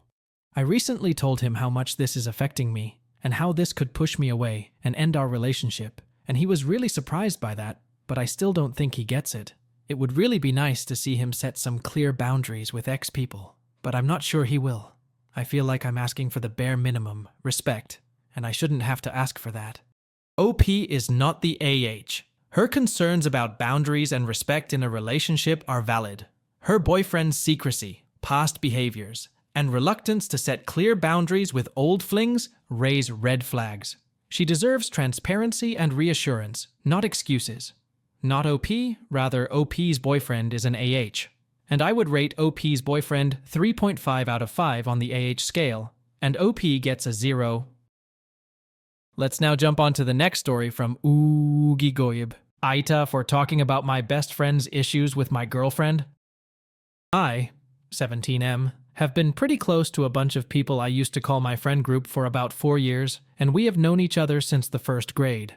After we switched schools for senior years, we kept in contact for a while, but we slowly distanced over time. But I mainly kept contact with one of them, whom I was the closest to since the beginning, and let's name her Michelle. So, me and Michelle bonded even more because she used to talk to me about her ex-boyfriends and her family problems, and I used to stay up all night texting her so that she had someone to talk to. I even went the extra mile and used to text her sister once in a while when she was feeling low to take care of her. However, after some time she started distancing herself from me, taking time to reply, and ghosting me frequently.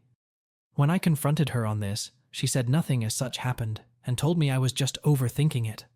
I even spoke to the others in the group if they knew anything that happened about her sudden change in behavior towards me, and over time, it just kept getting worse even.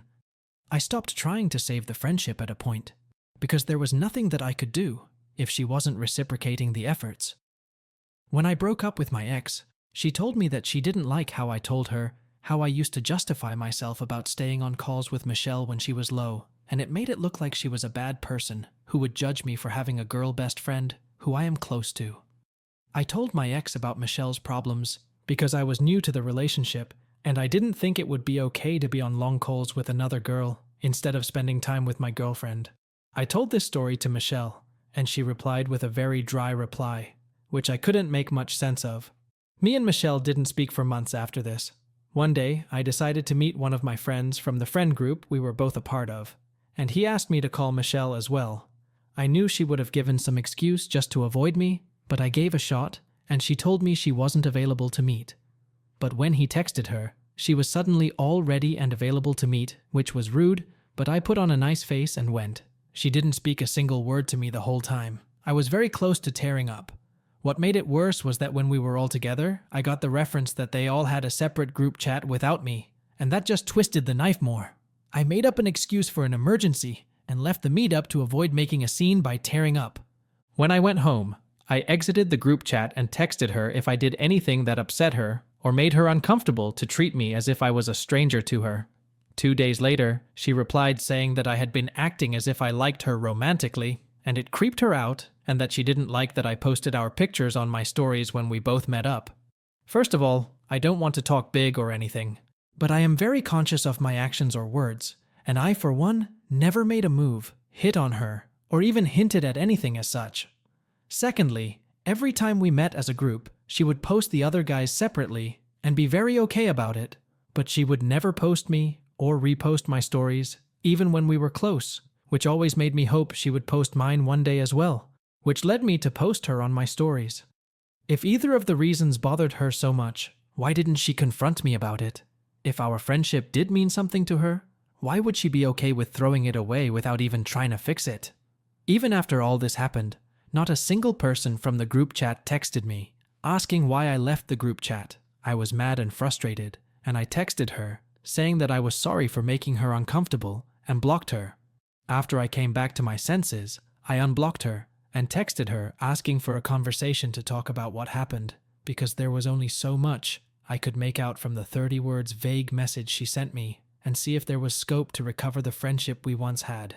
She didn't reply. On the advice of a friend that I should get closure, and she owes me that at the very least, I texted her 2 weeks later, saying that she couldn't just run away with a very vague reason to end the friendship. She replied, saying she was stressed by college prep, and that she would think about all this after. I don't expect her to do so, though. I found out a few days earlier that one of the mutuals who I strongly dislike, and she made friends with recently in her new school, he is also friends with my ex, so he knows the actual reason for our breakup, gave her a more dramatic story as to why me and my ex broke up, and convinced her that me speaking too much about Michelle and telling her life story to my ex brought the breakup and gaslit her enough into hating me. She even said to him that she didn't like that I told my ex about her without her consent. What's even funnier is that even when she switched schools, I told her to not associate with the guy because all he knows is screwing other people's lives, and yet she chose to believe him over someone who stayed up all night for her and genuinely cared for her as a friend. I can accept my mistake in talking about Michelle's problems with my ex without her consent, but I believe the lack of communication from her side made it worse. I know there's nothing I can do now, but I just want to know what you'll take on this, because I so do not know to what extent I am at fault. P.S. Sorry for the essay. Had to give the whole context.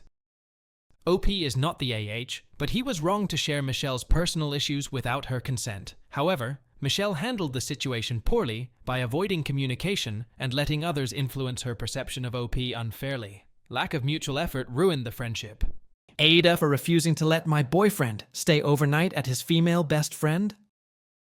My boyfriend Kyle and I have been together for 2 years-ish. Mostly things are okay, but I would say the biggest issue is communication. If I say something he doesn't like, it's not uncommon for him to stonewall me and not talk to me for a few hours. I've told him repeatedly that it bothers me deeply when he does this because I was quite literally abandoned in a field by my father when I was 5. I know it's my issue, but even giving me a ballpark figure of when he is coming back helps me to not panic. He won't do that. A lot of times, he will hang up on me mid-sentence, or over anything he doesn't like, and I'll have to try and stay calm until he shows back up. It feels like torture, since he is well aware of my not-so-nice past. I stayed home because of family issues. He went away to college in another city, and it's only made this gap worse. Now, he turns his phone off, and I don't know where he is, what he is doing, or who he is with. I know it's college, but it would be nice to know what's going on instead of being left in the dark. Recently, he mentioned that he was going to a sports event at a college a city over.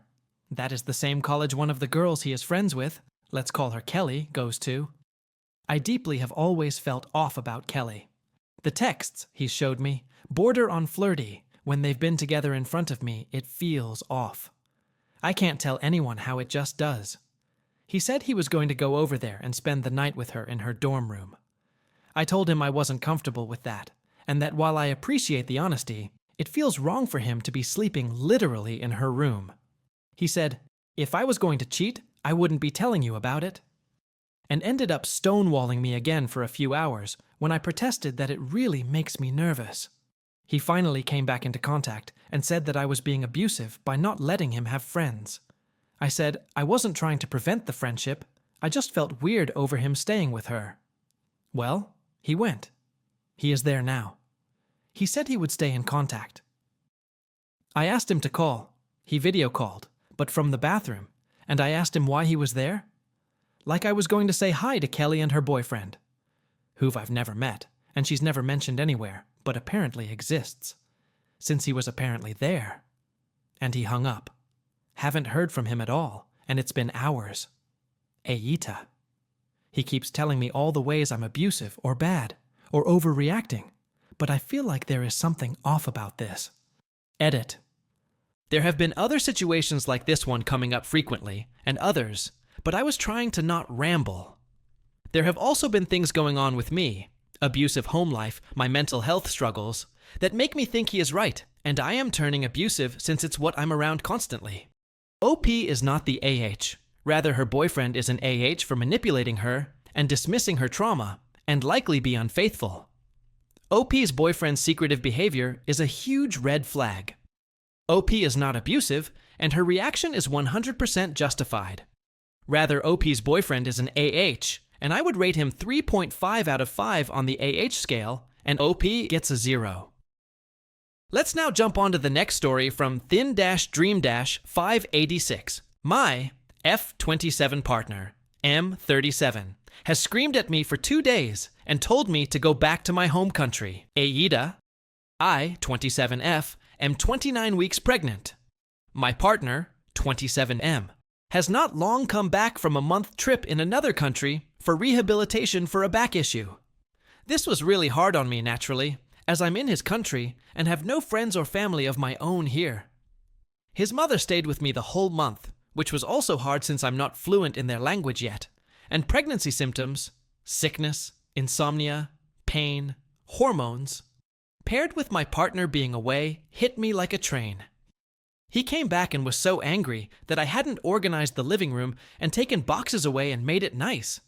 That the Christmas tree I decorated was that I used the living room shelves for storage. He took our 12-week scans off the fridge because he didn't need to see them anymore. The baby is bigger now. He shouted at me. I put a box of tissues on the shelf. Whilst he was laying, I sorted the washing, but got out of breath, and he screamed, "If you need to rest, take a rest for sake." At me. He said it's not too much to ask to have some tidying and organizing done, pregnant or not. I don't have a job, so why is it an issue? I got really hurt by this and left the house without saying goodbye. I just went around the city for 2 hours by myself, talking to friends on the phone. When I got back, he said if I did that again without telling him goodbye or saying where I was going, I could leave and not come back. I hung up on him last month when he was shouting at me, and he said it's the same thing.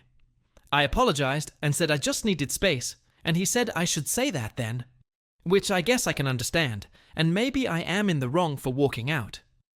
I just felt overwhelmed. He told me to go back to England if I wanted drama. That really hurt. He said I could have sorted things out with him, but chose to leave instead. But I didn't feel that at the time. He was so angry at me, I thought leaving and coming back would make it better. I was crying as telling me to go back to England hurt so much. He threw a little gift I got him across the room. I, or his mother, didn't notice mold on the kitchen doors/wall at all. But he noticed it and said I wasn't fit to be a mother, or a woman. I was only biologically one and can't look after myself. We sleep on a futon and a tatami, which I roll up around 4 to 5 times a week in the daytime. But I hadn't been doing it every day, as some days I barely could move from bed. He said the darkening on the tatami was mold. I thought it was just from the futon making the hay darker. He said it's ruined. He can't trust me and has no idea who his partner is. He doesn't know me. He threw jewelry he got me across the room and said I was a joke leaving it out on my dresser for our cleaner to steal. I was vomiting. I don't know why. I haven't vomited that much this trimester, and he said that's all I'm good at. After he threw the jewelry boxes across the room, I got extreme pain in my stomach and doubled over, but he ignored me. He told me to sleep on the sofa bed. I don't know what to do. I don't even know if we're together. The baby hasn't moved since Friday night. It's currently Sunday morning. I haven't slept in 2 nights. I have stomach pain. AITA here? I realize I let him down, but I honestly didn't think it was this bad. I don't know what to do. Thanks for reading this. TLDR. Partner blew up after coming home from month-long rehabilitation, unsure where I stand. Update. Thank you to everyone for the responses. The way none of you even questioned my possible fault in the situation was mind-boggling. Because there isn't one. Not one that deserves the reaction anyway. I want everyone to know I went to the hospital and baby is fine. He said he couldn't take me because of his back pain and a cold, so I got a taxi. I was updating him, but he went to see a show we were meant to see instead and had his phone off. So, he didn't see. Then when he got back, I asked if he wanted to see the report, and he said no, he needs to look after himself. Then he ripped a magnet I'd made of us last year on holiday off the wall, because he can't stand it, and said he hopes I'm happy, because I could have sorted it all out with him yesterday and made it all better. But I chose to leave to think for a few hours, and now he has no interest in fixing things. Maybe ever. He said he may not even be here for Christmas. I have told my family, and there are some flights tomorrow. I don't think I'll be able to grab much stuff as he works from home. His mum will also be here, and may try to alert him, but I think he'll just relish in the fact that it was me who left, just like he says it's my fault everything is ruined between us. OP is not the AH. Her partner is abusive, cruel, and emotionally manipulative. He disregards her well-being, insults her, and shows no concern for their unborn child. OP must prioritize her safety and leave. His behavior will only escalate. Let's now jump on to the next story from necessary_judge_1786 AITA for slapping my brother's fiancé in the face. I, 21F, have an older brother, 35M. We are half siblings, and my mom had my brother very young. My brother, let's call him Tim, has 2 kids. Mary, 7F, and James, 5M. Their mother died 3 years ago. I loved Tim's wife, Janie. She was like a sister to me, and I miss her dearly. I know Tim and the kids do as well, all fake names. My brother moved out to Colorado, where I am currently a junior in college, for a job opportunity in Denver. My school is about a 45-minute to an hour drive away from their place, so I see them often. Mary comes to my college house to hang out with me and my friends. We do spa nights with her, and all the girly things she's been missing since her mom passed. My boyfriend and James often play video games together during the spa nights. One of my roommates has a dog, so the boys also play with him and take him on walks. In the past, the kids would come over once a month, maybe less, so Tim can get a little break. That's how it's been since my freshman year. However, in the end of last school year, around March, about 10 months ago, Tim met someone. Let's call her Meg. Meg is also 35 and has 3 kids, all girls and around 5 to 9 years old. I'm not exactly sure. At first, I was very happy for Tim and thought this would be great for Mary and James as well. I thought surely this woman, Meg, would make an effort to include my niece and nephew. Tim and Meg dated for a while before introducing each other to their kids. This introduction happened in July. I was in Europe with my boyfriend for around 2 months over the summer, so I didn't know exactly what was doing on. When I returned in August for school, Mary and James' visits to me became very frequent. Like once a week, which is honestly a lot for me because I'm in school and have a pretty busy social life. But I love my niece and nephew, so I was fine with it at first. I still hadn't met Meg at this point. But then, one night in September, Tim dropped both kids off at my door and just left. This was so unlike him. He didn't check with me if they could come. My roommates and I weren't even home. It was a Saturday night at like 11 p.m. So we were out at some event for our sorority. I had no idea they were there. One of my boyfriend's roommates, they live across the street from my house, saw James and Mary sitting on my front porch and brought them to his house, my boyfriend's house. He made them pasta because, apparently, they said they were starving, and watched a movie with them until my boyfriend came home. My phone was dead. My boyfriend called one of my roommates and told me what was going on. I rushed home to get them. On my home, I looked at my Ring camera on my roommate's phone, and they were sitting outside for an hour. Until midnight. They probably would have been sitting out there until 2 in the morning if my neighbor hadn't noticed them.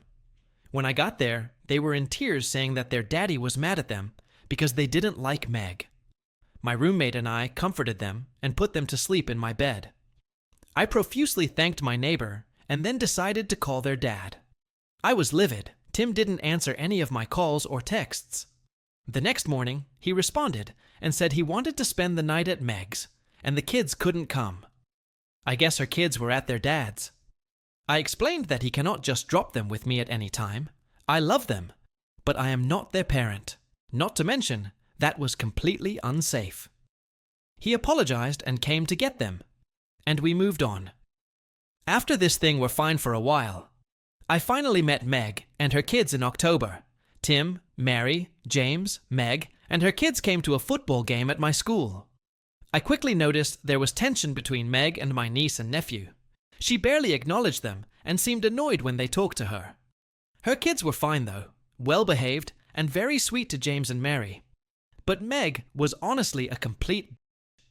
She was not excited to meet me at all. She barely talked to me, my boyfriend, or our friends. She clung to my brother the entire time and gave me dirty looks every time I tried to talk to him. Everyone noticed this.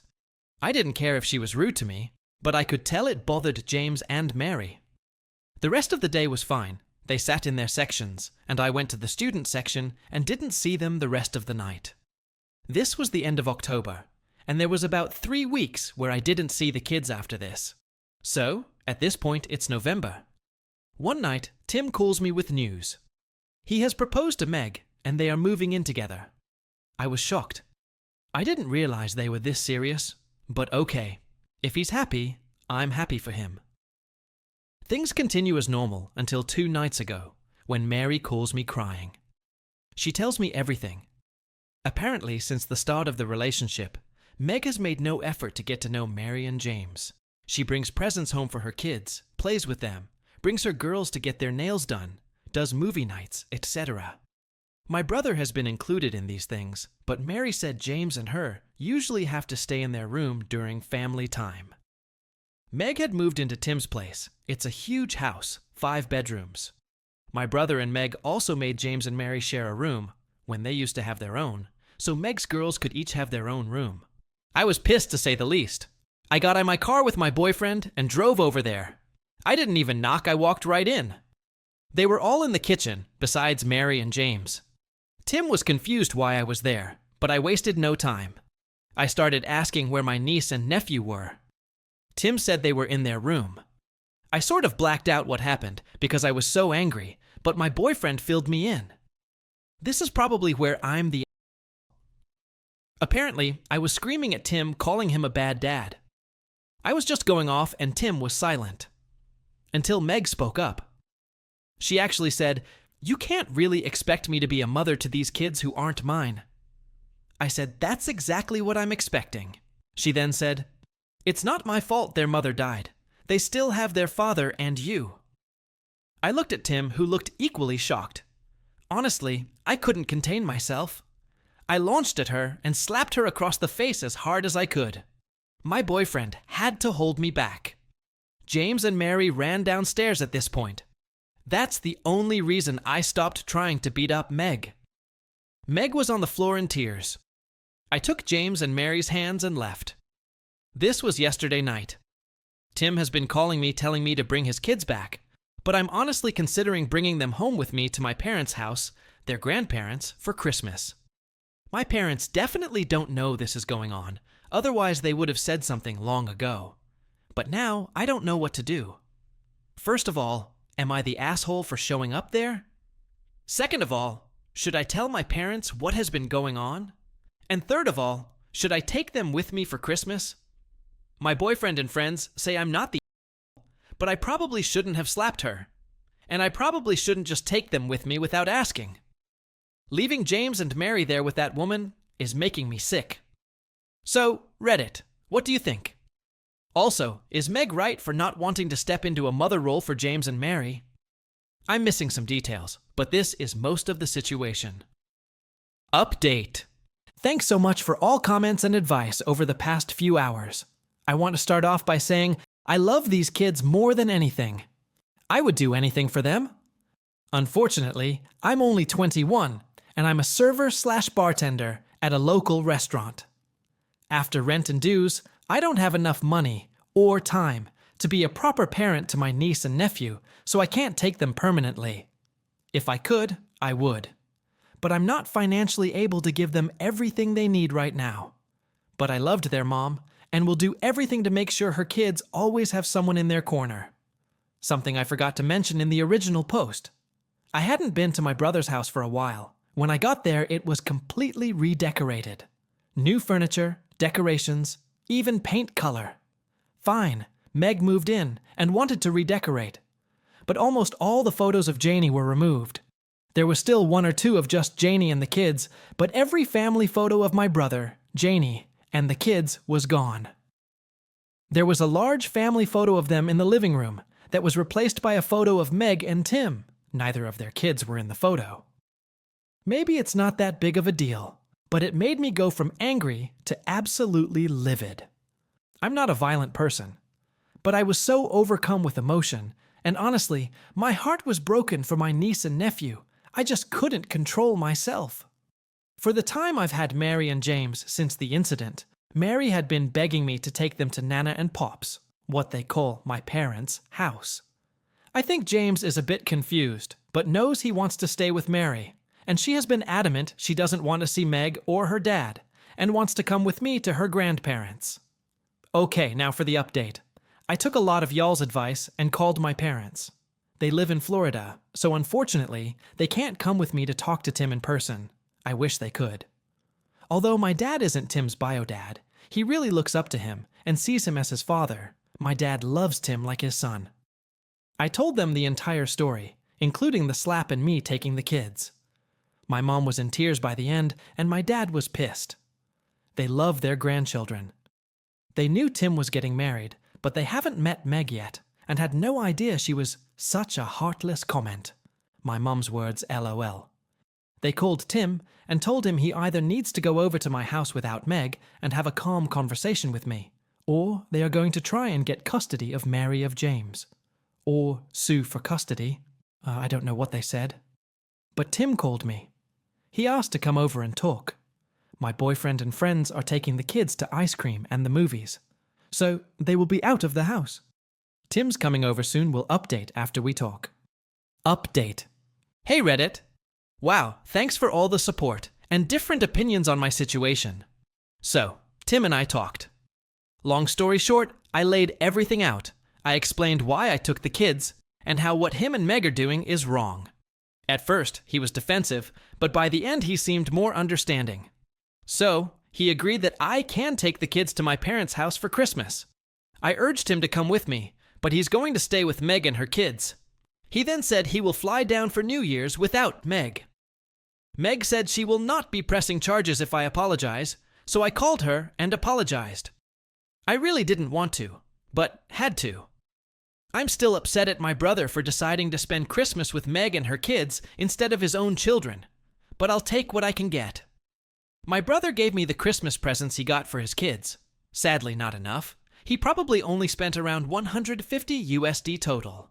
I know that's a lot for some people, myself included, lol, but my brother is loaded and should be getting his kids so much more for Christmas in my opinion. But whatever, I'm bringing them to my parents, so I'm happy.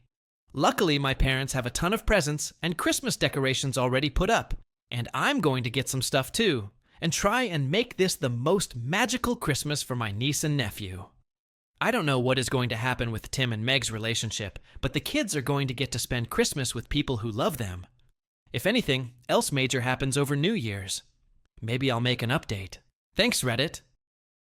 OP is not the AH. Tim neglected his kids, and Meg was outright cruel. Slapping Meg was wrong, but OP acted out of love and protection.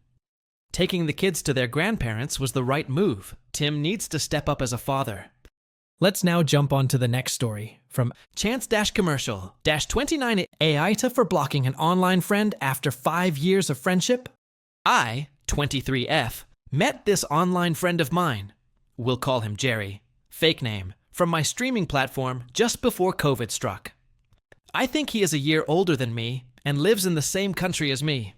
We used to play Minecraft together, with a whole group pretty much the whole time, and different games such as DBD, Apex, anything to pass the time. As we all know, that's what we gamers did during COVID. Well, I first started to notice the red flags with him. He would have friend groups IRL, and within a few weeks or months, he would say that they all turned out to be AHs, and he wanted nothing to do with them. Which is fine. Some people don't get on with others, and that is fine.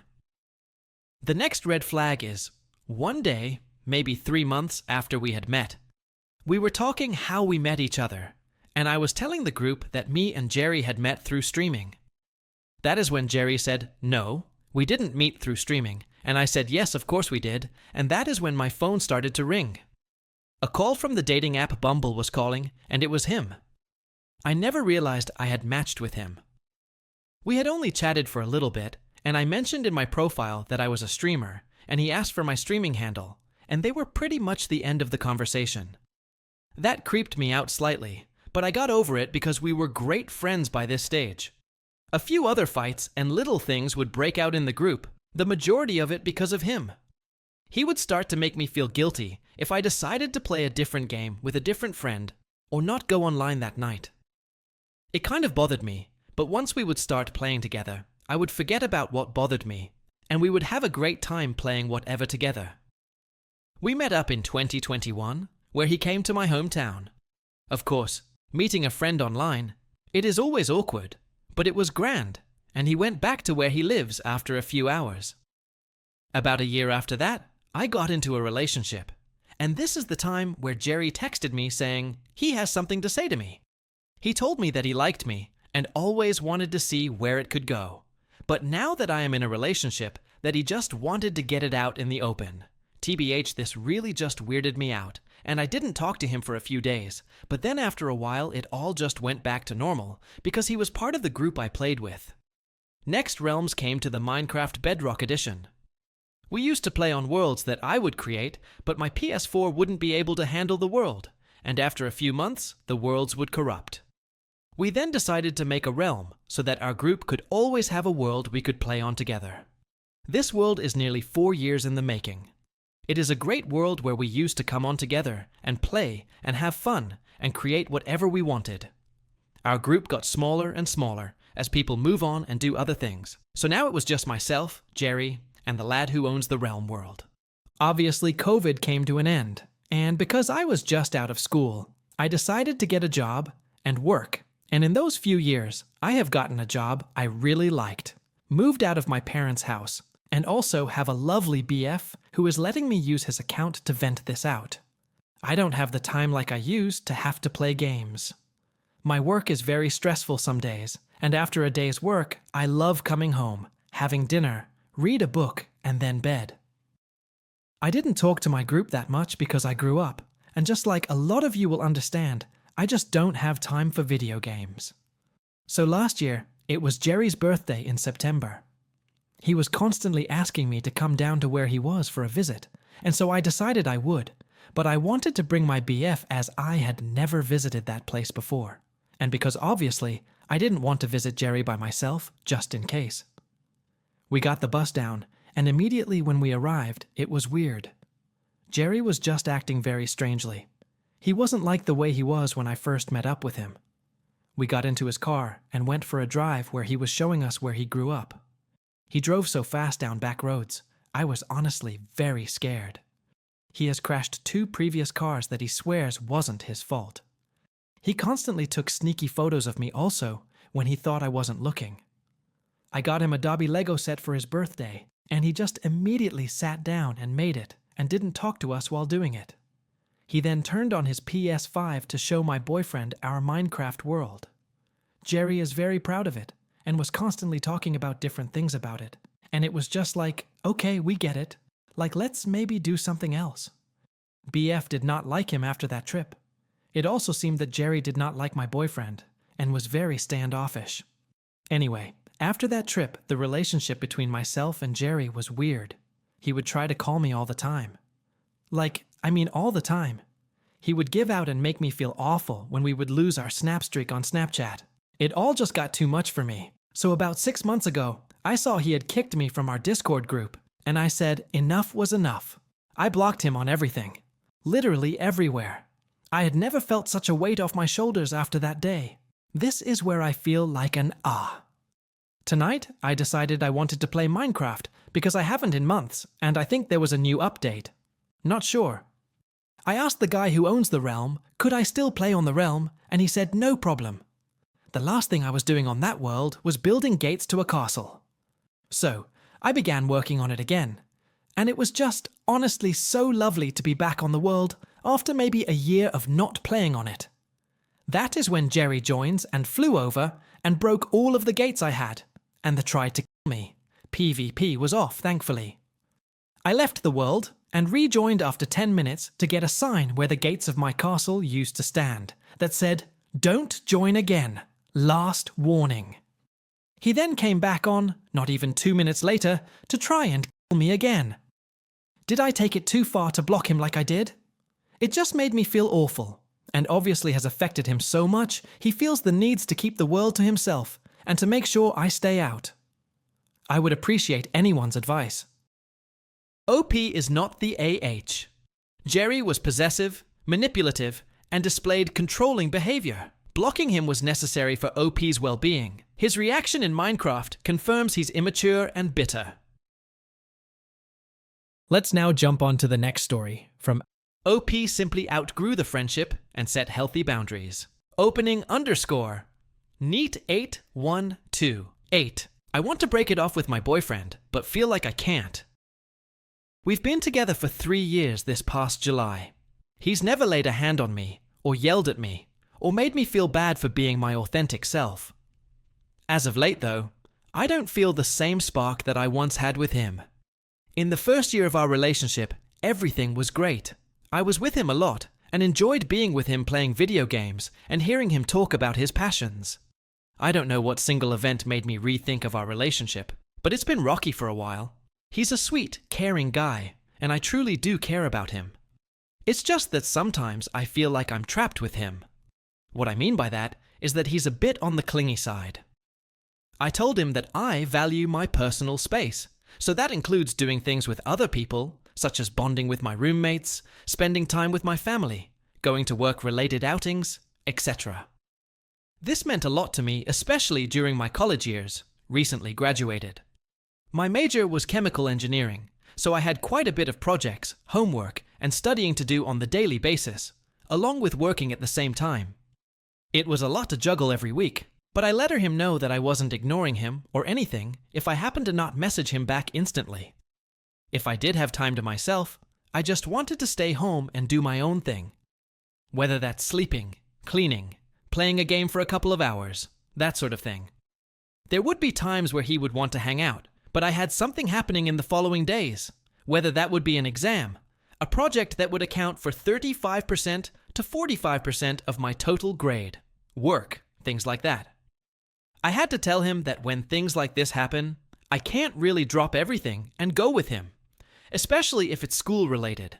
There were way too many times where I failed a class by a small margin, and I would be upset about it due to it pushing my graduation down a semester.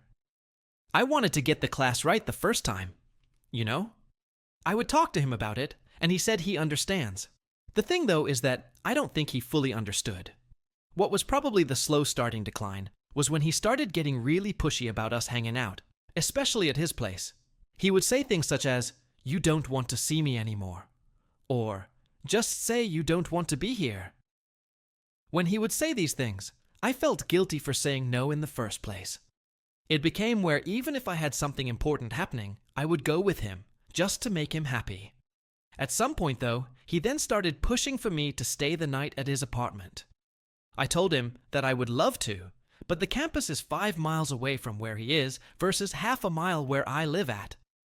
But if I did spend the night on a school night, he would have to drop me off on campus due to my scooter not having enough mileage to get there in one go. That would mean, though, us waking up an hour before he goes to work, which is 7 a.m., just to drop me off. Both of those reasons he didn't like one bit. What I'm trying to say is that I feel like he is too overly attached to me. He has a small group of friends that he occasionally hangs out with, but wants to be with me a majority of the time. I told him that if I'm not at school, I'm at work. And if I'm not at work, I'm in school. I had to tell him that our time together is going to get smaller when I get my big girl job, working 13-hour shifts and whatnot. I don't know if he took that well. But I feel this is something worth mentioning, but recently he stalked me at work when I said I was going to go to work early to eat. I was scared when I saw his car parked on the other side of my workplace, just to drive around the perimeter and leave. And he didn't tell me that he did that. He doesn't know that I know of the incident. What makes me feel conflicted with how I'm feeling is that there's things that have happened in my life that make me how I am now. Remember the personal space thing? I was in a home where I didn't have that, where my freedom was constantly at the hands of my parents and older siblings, even as a full-fledged adult. I wasn't allowed to go anywhere outside of work and college-related functions for years. When I had finally moved out of my parents' apartment, I wanted to experience the freedom that I finally had. AITA for feeling this way? Any advice would be greatly appreciated. Update. And after looking over people's comments, I'm going to talk to him about how I'm feeling tomorrow. It hurts to have to do this, but I at least owe him this conversation. I'm bringing a friend with me just as an extra safety precaution. Would have done it after work, but I feel that unloading something this serious at 1 a.m. in the morning wouldn't be the best move. Until then. OP is not the AH. She communicated boundaries, but her boyfriend repeatedly ignored them, guilt-tripped her, and even stalked her. Her need for space is valid, especially given her past. Breaking up is the right choice for her well-being. AITA, if I cut off my father, if he stays with his girlfriend after she assaulted me. My father and I have always had a pretty good relationship, but TBH it has been strained since I had my first child about 9 months ago, as I've not felt he's been very kind or supportive towards me. My husband, baby, and I went to visit him recently. He lives in a vacation spot, so we visit every winter. His girlfriend, who he's been with for a few years, moved in with him last year. His girlfriend and I have always gotten along, and I really loved her. I was prepared to allow my son to call her grandma even, and encouraged my dad to propose when he told me he was thinking about getting married to her. To my surprise, only 3 days into our visit, his girlfriend came home from work and lost it at me, and my dad witnessed the entire thing, screaming at me, accusing me of ridiculous things, saying horribly mean things to me. I have to spare you the details because otherwise the post will be so long. But essentially, she is an almost 60-year-old woman who has never married or had children, but always wanted to. And it seemed like she was angry that I have a child, and she never did, and was using me as a punching bag as a result. I felt like I was on the school playground and getting bullied by the mean girl. Eventually, she got so angry that she came an inch within my face, screaming insults at me, waving her long fingernails in my face. This is where my dad stepped in and had to literally grab her arms, hold her back to prevent her from attacking me. But she kept escaping him and going after me, screaming at me, chasing me around the apartment. At one point, she started aggressively running toward the room where my baby was sleeping, screaming her head off and tried to open the door to wake up my baby. My dad grabbed her at the last second and prevented her from doing this. But when she tried to go into my baby's room like that, I knew there was no coming back from this, and I would never be willing to be near her again. She also put her hands on me aggressively after I told her not to touch me. Throughout this whole altercation, I did not scream at her or touch her at all. I tried my best to calmly defend myself the entire time, and my dad, who witnessed it, agrees I handled the situation as well as anyone could have. My dad felt her behavior was completely out of line, mean, aggressive, and scary.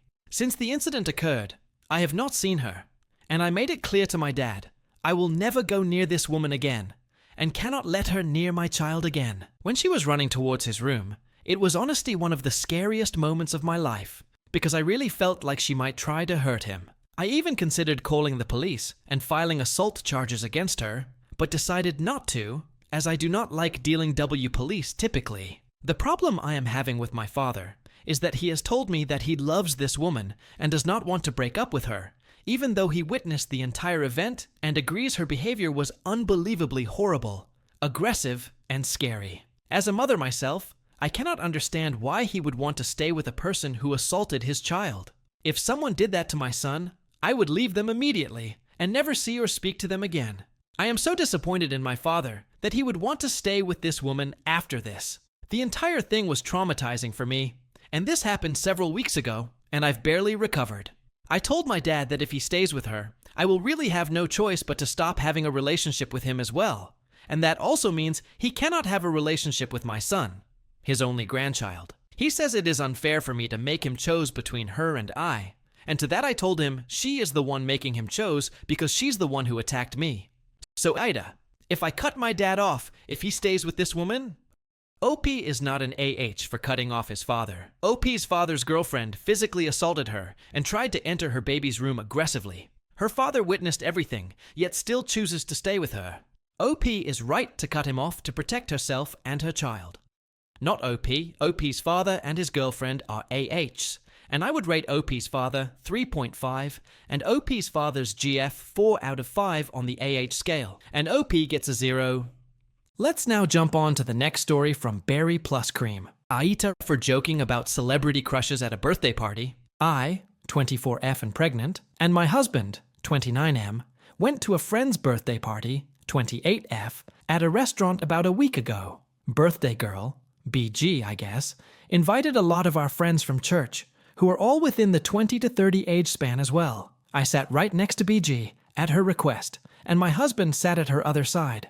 There were about 18 of us total. Some of us were drinking casually, but I wasn't, and neither was my husband, just to clarify.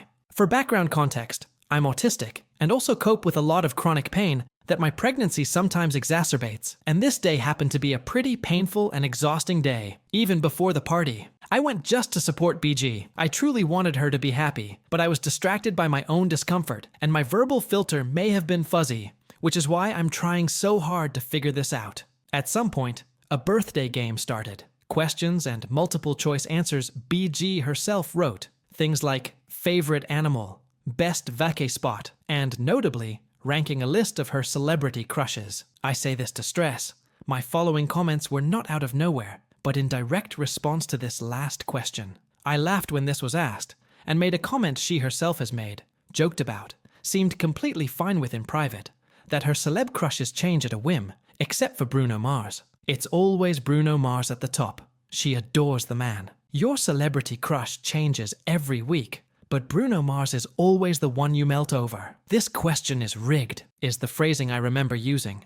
I did also throw in that I felt betrayed she didn't include Shamar Moore, as I had just showed him to her that week, and I thought we bonded over examples of fine chocolate men together. Again, an inside joke. I did say the first bit loudly enough that everyone heard me, but the second comment was quieter and directly aimed at BG, to which she laughed and talked more about the birthday game to the table at large. I didn't notice anyone take it badly. People laughed. BG did too. I moved to curl up by my husband when I could, and I continued joking with everyone. I even discussed my own celebrity crushes with other ladies. I occasionally stepped aside to the bathroom to decompress and regulate my own pain, but came back quickly, and sure I was visibly cheerful, a total of maybe thrice. We left the party as it winded down, All seemed well. I've spent the week thinking everything was fine. No one has said anything to me about ill behavior or my jokes until last night. BG came over to mine specifically to hash out what turned out to be around 7 or 8 people approaching her at different times after the party, claiming to be shocked that I'd so openly imply she's a SLT and air out our relationship tensions in front of everyone at her birthday party. Yes, that exact phrasing was used, and I'm appalled, and no little bit hurt that people I've known for 2 years think that's what I meant. I'm also baffled at relationship tensions.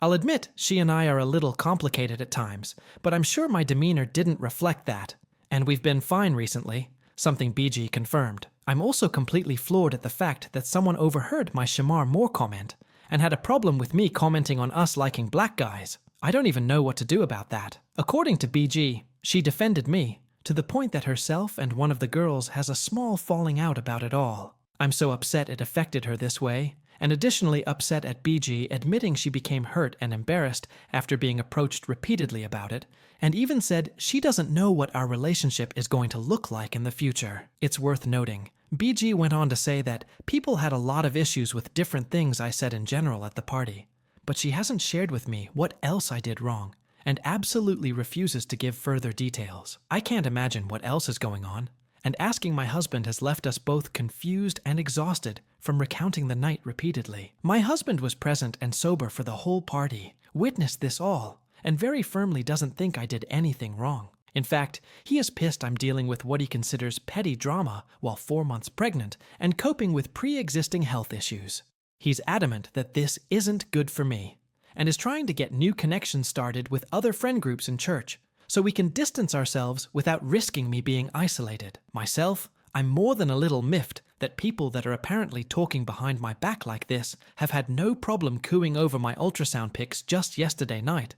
But at the same time, I have only heard from BG, and I'm loath to approach others about it and turn it into a whole he said, she said, messy gossip train. All in all, I'm devastated, feel like I screwed up a friend's birthday, and am genuinely struggling with the idea that people I considered close friends are being overwhelmingly fake to my face. I don't know if this is the divide between autistic difficulties and neurological expectations. I don't know if I really messed up, or even fully how I messed up. I just hate how my brain works, my social skills, and my own personality at this point, and I want to just stay in bed and never talk to anybody ever again. AITA for how I conducted myself at the party? OP is not an AH for making lighthearted jokes based on BG's own comments, and GB even laughed on OP's jokes. The overreaction from others seems rooted in gossip and misinterpretation. BG refusing to clarify further suggests unnecessary drama. OP didn't intend harm and shouldn't blame herself. As for scores, I would rate OP 0 out of 5 on the AH scale. Let's now jump onto the next story from MJO87003. AITA for removing my friend, 20F, from my wedding. I am a 21F, and last month I married my wife, 22F. All in all, the wedding was lovely, and I couldn't be happier. But there was one friend that nearly ruined the whole ordeal. We'll call her B for the sake of the story. I've known B since elementary school, but we really only became friends in our 20s. B was, and still is to my knowledge, in an open relationship. Of course, there's nothing wrong with that, but B pretty much made it her whole personality. She's a very peace and love, hippy-dippy kind of girl. So, it's safe to say she often talked about positivity and her escapades often, despite me being engaged. She would often make passes at me, calling me beautiful, saying she would go for it if she could, and even kissing my cheek one time. Now, you have to understand, girl-on-girl flirting is so much harder to pick up on. For a while, I just thought this was friendly, though it was pretty much confirmed when B asked my fiancé at the time, and I for a threesome, despite her always being cold and distant to my soon-to-be wife. It bothered me quite a bit, and my wife even more so. We're monogamous, and felt it was odd she'd ask when she knew this. However, this was more just icing on the cake with B. So, as the wedding came closer, I'd picked my bridesmaids and maid of honor. My maid of honor was my close friend M, someone I felt was mature and caring enough to take on the role. B was a bridesmaid, and she'd never shown any protest to that. Not until I made a group chat with my wedding party. As soon as I sent the first message, I got a private message from B. I won't copy-paste it, but she basically said she wanted to arrive earlier than everyone else, talk over the wedding with me, and get ready with me privately. She said she could be the secret maid of honor, while M could hold the title officially. I thought this was super odd. Not only did I find it rude of her to undermine my MOA, but she wanted to be alone with me when the plan was for all of us to get ready together. I politely explained she was welcome to help out however she could, and she was allowed to get ready with me, but that we would not get a chance alone, and M would continue to be my MOA. Luckily, she seemed to accept this answer, though I felt odd keeping it to myself, so I decided to tell me about it privately. It was about her after all. When I told her, she got a strange look on her face and said she needed to tell me something. A week or so earlier, I threw my wife a bachelorette party. Myself, my bridal party, and a few other friends attended. My wife's bridal party was mostly family flying in week of, so they couldn't attend. Apparently during the party, B had pulled M and another bridesmaid aside, explaining that she was thinking about asking me to reconsider day of the wedding. I never really found out why she would do this, but both M and the bridesmaid strongly advised against it. M told me she didn't want to stress me out with this information, but with B saying she wanted to talk over the wedding alone, felt very sketchy with that added context. I was shocked, but I really tried to chalk it all up to the fact we'd been drinking that night. I thanked me for telling me, and life continued on normally. Then the day of the wedding came. We all met up at an Airbnb my wife's parents rented to get ready. My wife and I were going to do a first look and photos at a park, then drive to the venue for the ceremony. This is important later. I'd gotten a text from B earlier that day saying she was going to get ready on her own and just meet us for photos. So, after insisting she'd arrive early, she was now not even coming to get ready. Whatever, and got ready with my bridesmaids. It's important to note that B smokes weed. Like a lot. Though I'd asked her a while back if she could be sober on the wedding day, just until after the ceremony concluded. As we're getting ready, M shows me B's Snapchat story. In it, she has a new dab pen and is videoing herself hitting it, directly going against what I'd asked. I was distraught, but was again trying to give her the benefit of the doubt. Maybe one hit wouldn't kill her? We arrive at the park for photos, and B doesn't show up until we're getting called over by the photographer. Her dress is covered in makeup stains, and she is practically stumbling from how high she is. Even my parents could tell something was up.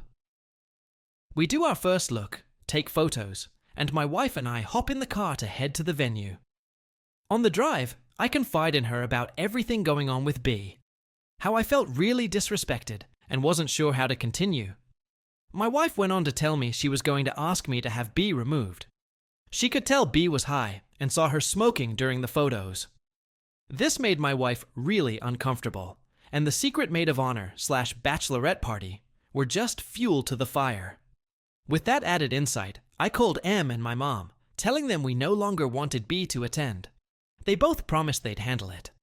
We arrived and went upstairs to the bridal suite.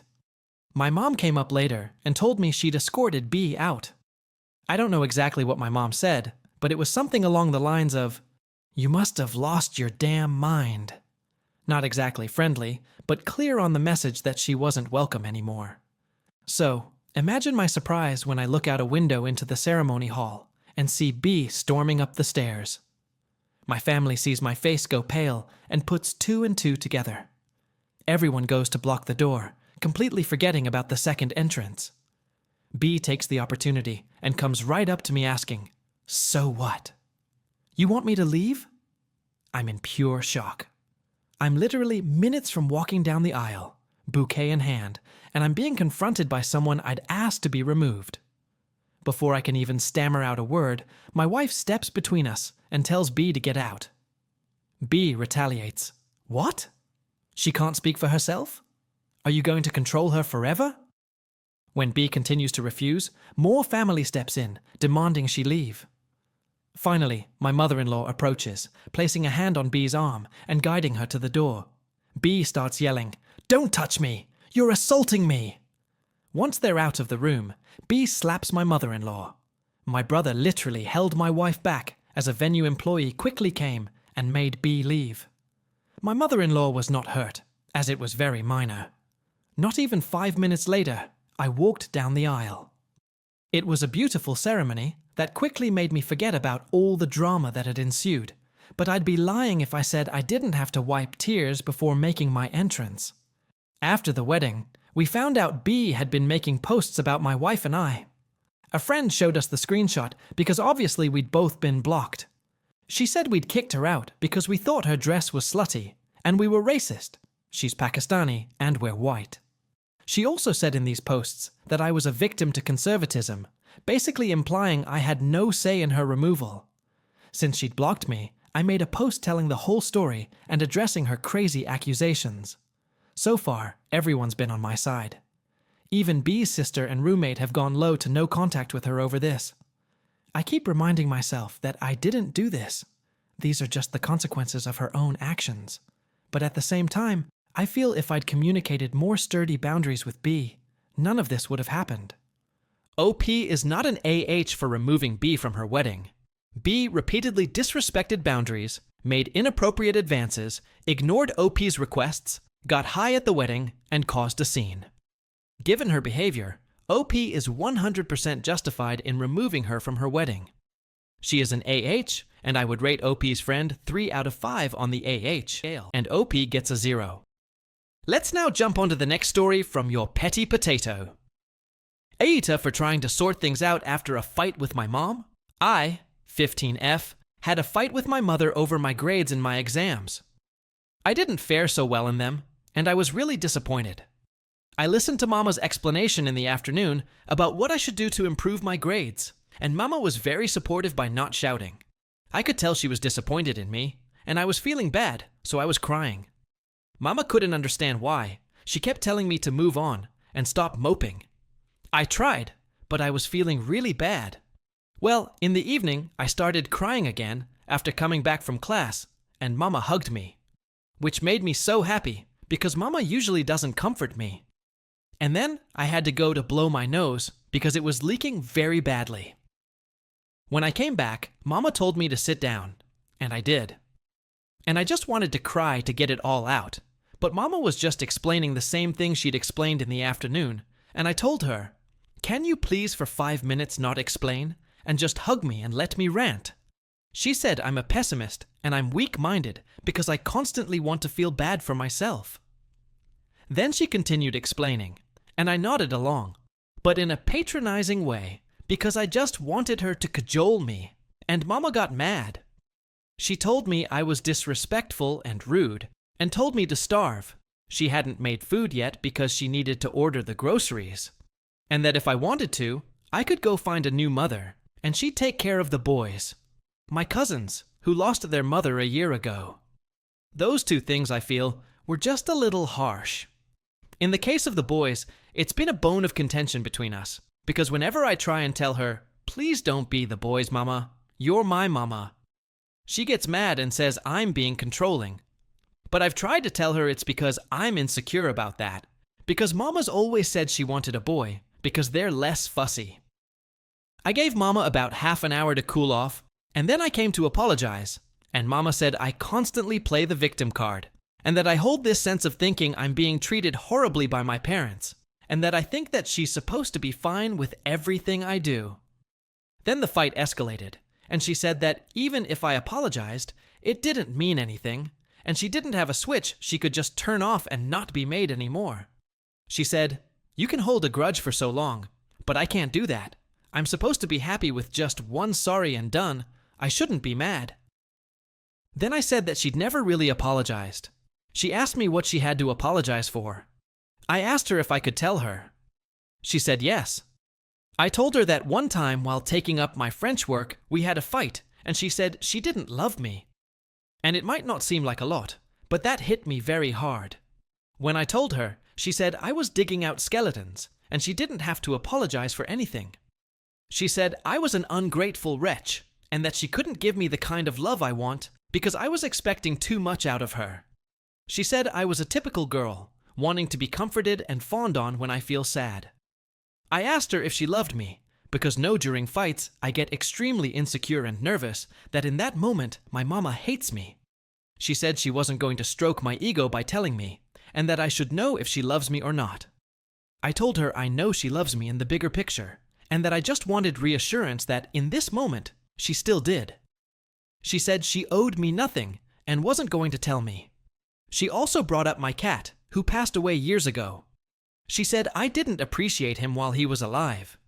She said while cleaning his litter tray, I used to hold my breath and act so disgusted, but now I'd be willing to do that to get a new pet. I was 10 when my cat passed away. Mama had always cleaned his litter tray, and I really, really miss him. So much that when he passed on, I went into depression, which my mother refuses to believe I ever had, or that I still have. I had a glass of milk that night and went to bed. She asked me if I wanted anything, but I said no, because after fights if I eat, I always end up throwing up. I know Mama was extremely caring, with not yelling at me at all throughout the day, even though my grades were horrible. But this has been a recurring issue, where my mother doesn't care about emotions. If anything, sad happens, she expects me to just move on with life, but then if I move on without emotion, she says I have a black heart. But if I do cry and show emotion, I can't do it for more than 5 minutes, because then it's crocodile tears, and I'm being too sensitive. I told her once that her hitting me when she's mad at me is really harsh, and that it scares me. And now, whenever there are cases of any child abuse on the news, she'll come and show it to me and say, "See, you're not going through anything." She constantly tells me how badly her parents treated her, and I know she's a better parent than them. I just feel like Mama says some really hurtful things, which she doesn't even think are hurtful. Mama doesn't know how to comfort someone for longer than a few minutes. So now, when I'm feeling sad, I've started just telling her, "Mama, for 10 minutes, please just hug me and tell me everything will be all right." But then she laughs and tells me to toughen up. Do I have unrealistic expectations? AITA. OP is not an AH for wanting comfort, and it is not weakness. She is seeking emotional support, but her mother dismisses her feelings, invalidates her pain, and makes hurtful remarks, which is unfortunate. OP's expectations are not unrealistic. Rather, her mom lacks empathy, so she is an AH, and I would rate OP's mom 2.5 out of 5 on the AH scale, and OP gets nothing. Let's now jump onto the next story from similar_self8507. AITA for ruining my ex-best friend's life, for giving me severe depression, and dating a 13-year-old at 16. For context, we met around 3 years ago when I was in 7th grade and she was in 8th. We're going to call her Emily, didn't have any friends because of her social anxiety, and she was bullied because of a really bad speech impediment she had. So when she wrote a note to me asking to be my friend, I happily agreed. I was so happy that someone who was extremely shy came out of her shell enough to try and talk to someone. We were friends all the way throughout middle school and into high school, and everything was normal. This is important for later, but she got a crush on a boy who we're going to call Greg, and her mom was very mentally unstable and would always be monitoring her phone and ground her often for really no reason. She rarely got physical, but once or twice she'd come to school with bruises. I did all I could at the time to help, like reporting it to the school, etc. The summer going into 9th grade for me was when she started to get strange. She started frequenting a website called Quotev, where she made a lot of online friends. She became addicted to the website Quotev, spending the whole school day just making feed posts on Quotev. She made a bunch of online friends and wasn't really talking to me anymore. Whenever she did, though, would always snap and yell at me whenever I tried reaching out and asking how she was doing. One day, she went up to me and told me that she was dating someone online. At the time, she was 15 and he was 12. Of course, I was very uncomfortable, so I expressed that. When she told me, I replied with, "You," and the next thing I know, I was blocked by her. I told it very harshly. I messaged her boyfriend and told her to talk to him and told him to apologize to her for me and that I was very sorry, but whatever I did, but she never unblocked me. And on Emily's profile, she would make posts making fun of me and my attempts to reach out again. Finally, after days of me making posts about me apologizing, hoping she'd see them, she unblocked me and messaged me acting like everything is normal. And under all my posts, I made apologizing and crying over my best friend. She replied with "oopies" or sowie. And when I didn't reply, because who says that she was complaining on her feed about how much of an awful person I was because she went out of her way to forgive me and unblock me, and I'm being a brat and not replying. After some debating, I chose to send her a long message about my problems, about how she's been treating me, etc. And all she replied with was basically telling us to start over, not apologizing for her actions. And we did. I apologized, and she didn't, and our friendship continued. The school year started, and I started 9th grade, and she started 10th, and we were in the same school. But the same things kept happening. Her making fun of me, yelling at me, and being rude to me for reaching out. At the same time, I started talking to her crush, Greg. Greg and me became very close, and around the same time, Emily, who was still dating her boyfriend, who is now 13 and her being 16, asked out her crush Greg. She was polyamorous, I think. He wasn't interested, but didn't know how to say it, so he just pretended that it never happened. Emily, though, instead of asking, just cut him off. She stopped talking to him, but I kept our relationship. We became really good friends, despite Emily not talking to him anymore. She started making posts on her feed about how jealous she was of someone. I just didn't question it, though. After a little while of her continuously treating me bad, and my mental health took a drop. She blew up on me one day about how she was super jealous of me for having a mom that cared about me, and how I was talking to Greg, her crush, and about how I took him from her, even though they weren't dating and hadn't talked in months. After that, I told Quotive that I was taking a break from it for my mental health in a post on my feed, and Emily had turned it into a copy pasta, adding emojis and making fun of it. That was the last straw. I blocked her one night and shut off my phone so I didn't get any messages. I came back at the end of the day to a flurry of notifications and messages from her from an account that she had made specifically to message me on, asking what she did wrong. I blocked that and continued to ignore her. Well, the whole time she was making posts about how she did nothing wrong, and all she did was vented about her abusive mother, and about how she should just keep her feelings inside, and about how much she missed me. I wasn't giving in again, though. All of her friends were convinced that I was in the wrong and that I was a terrible person, so I blocked all of them too. Life continued as normal. Now me 14F and her 16F at the time. Until I heard that she was talking about me on her story and making fun of me, mentioning how awful I was. I decided that enough was enough and to finally tell everyone the truth of what happened and about her relationship with her boyfriend. I told everyone that she was dating a 13-year-old at 16, and about how she would make comments about how she wanted him to shove her against the wall and make out with her, or about how hot he was for just a few. And it turned into a show.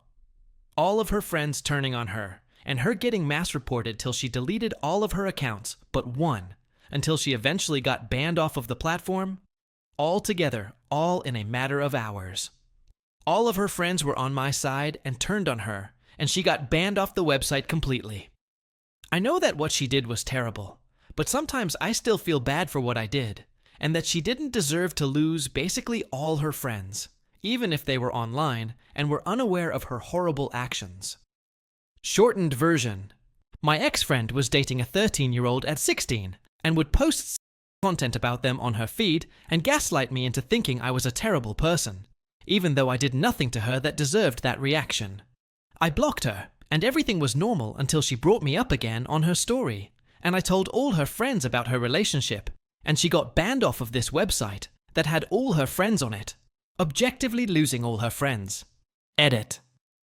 I'm sorry if this is disorganized or is confusing at parts. There's so much to this story, and I could be missing some important information, if I am please saying in the comments, and I will clarify. OP is not the AH for what she did. Emily manipulated and bullied OP while engaging in an inappropriate relationship. OP's exposing Emily's actions was justified, and OP did nothing wrong in it. While OP feels guilty, Emily got what she deserved, and she is an AH for her behavior. As for scores, I would rate Emily 4 out of 5 on the AH scale, and OP gets a 0. What do the Mac Reddit fans think? Is the OP an AH or not? Let me know in the comment section below. If you like the stories I brought you, just hit the like button, share them as much as you can, and don't forget to subscribe to Mac Reddit for a daily dose. Bye-bye! See you tomorrow with some more spicy fries.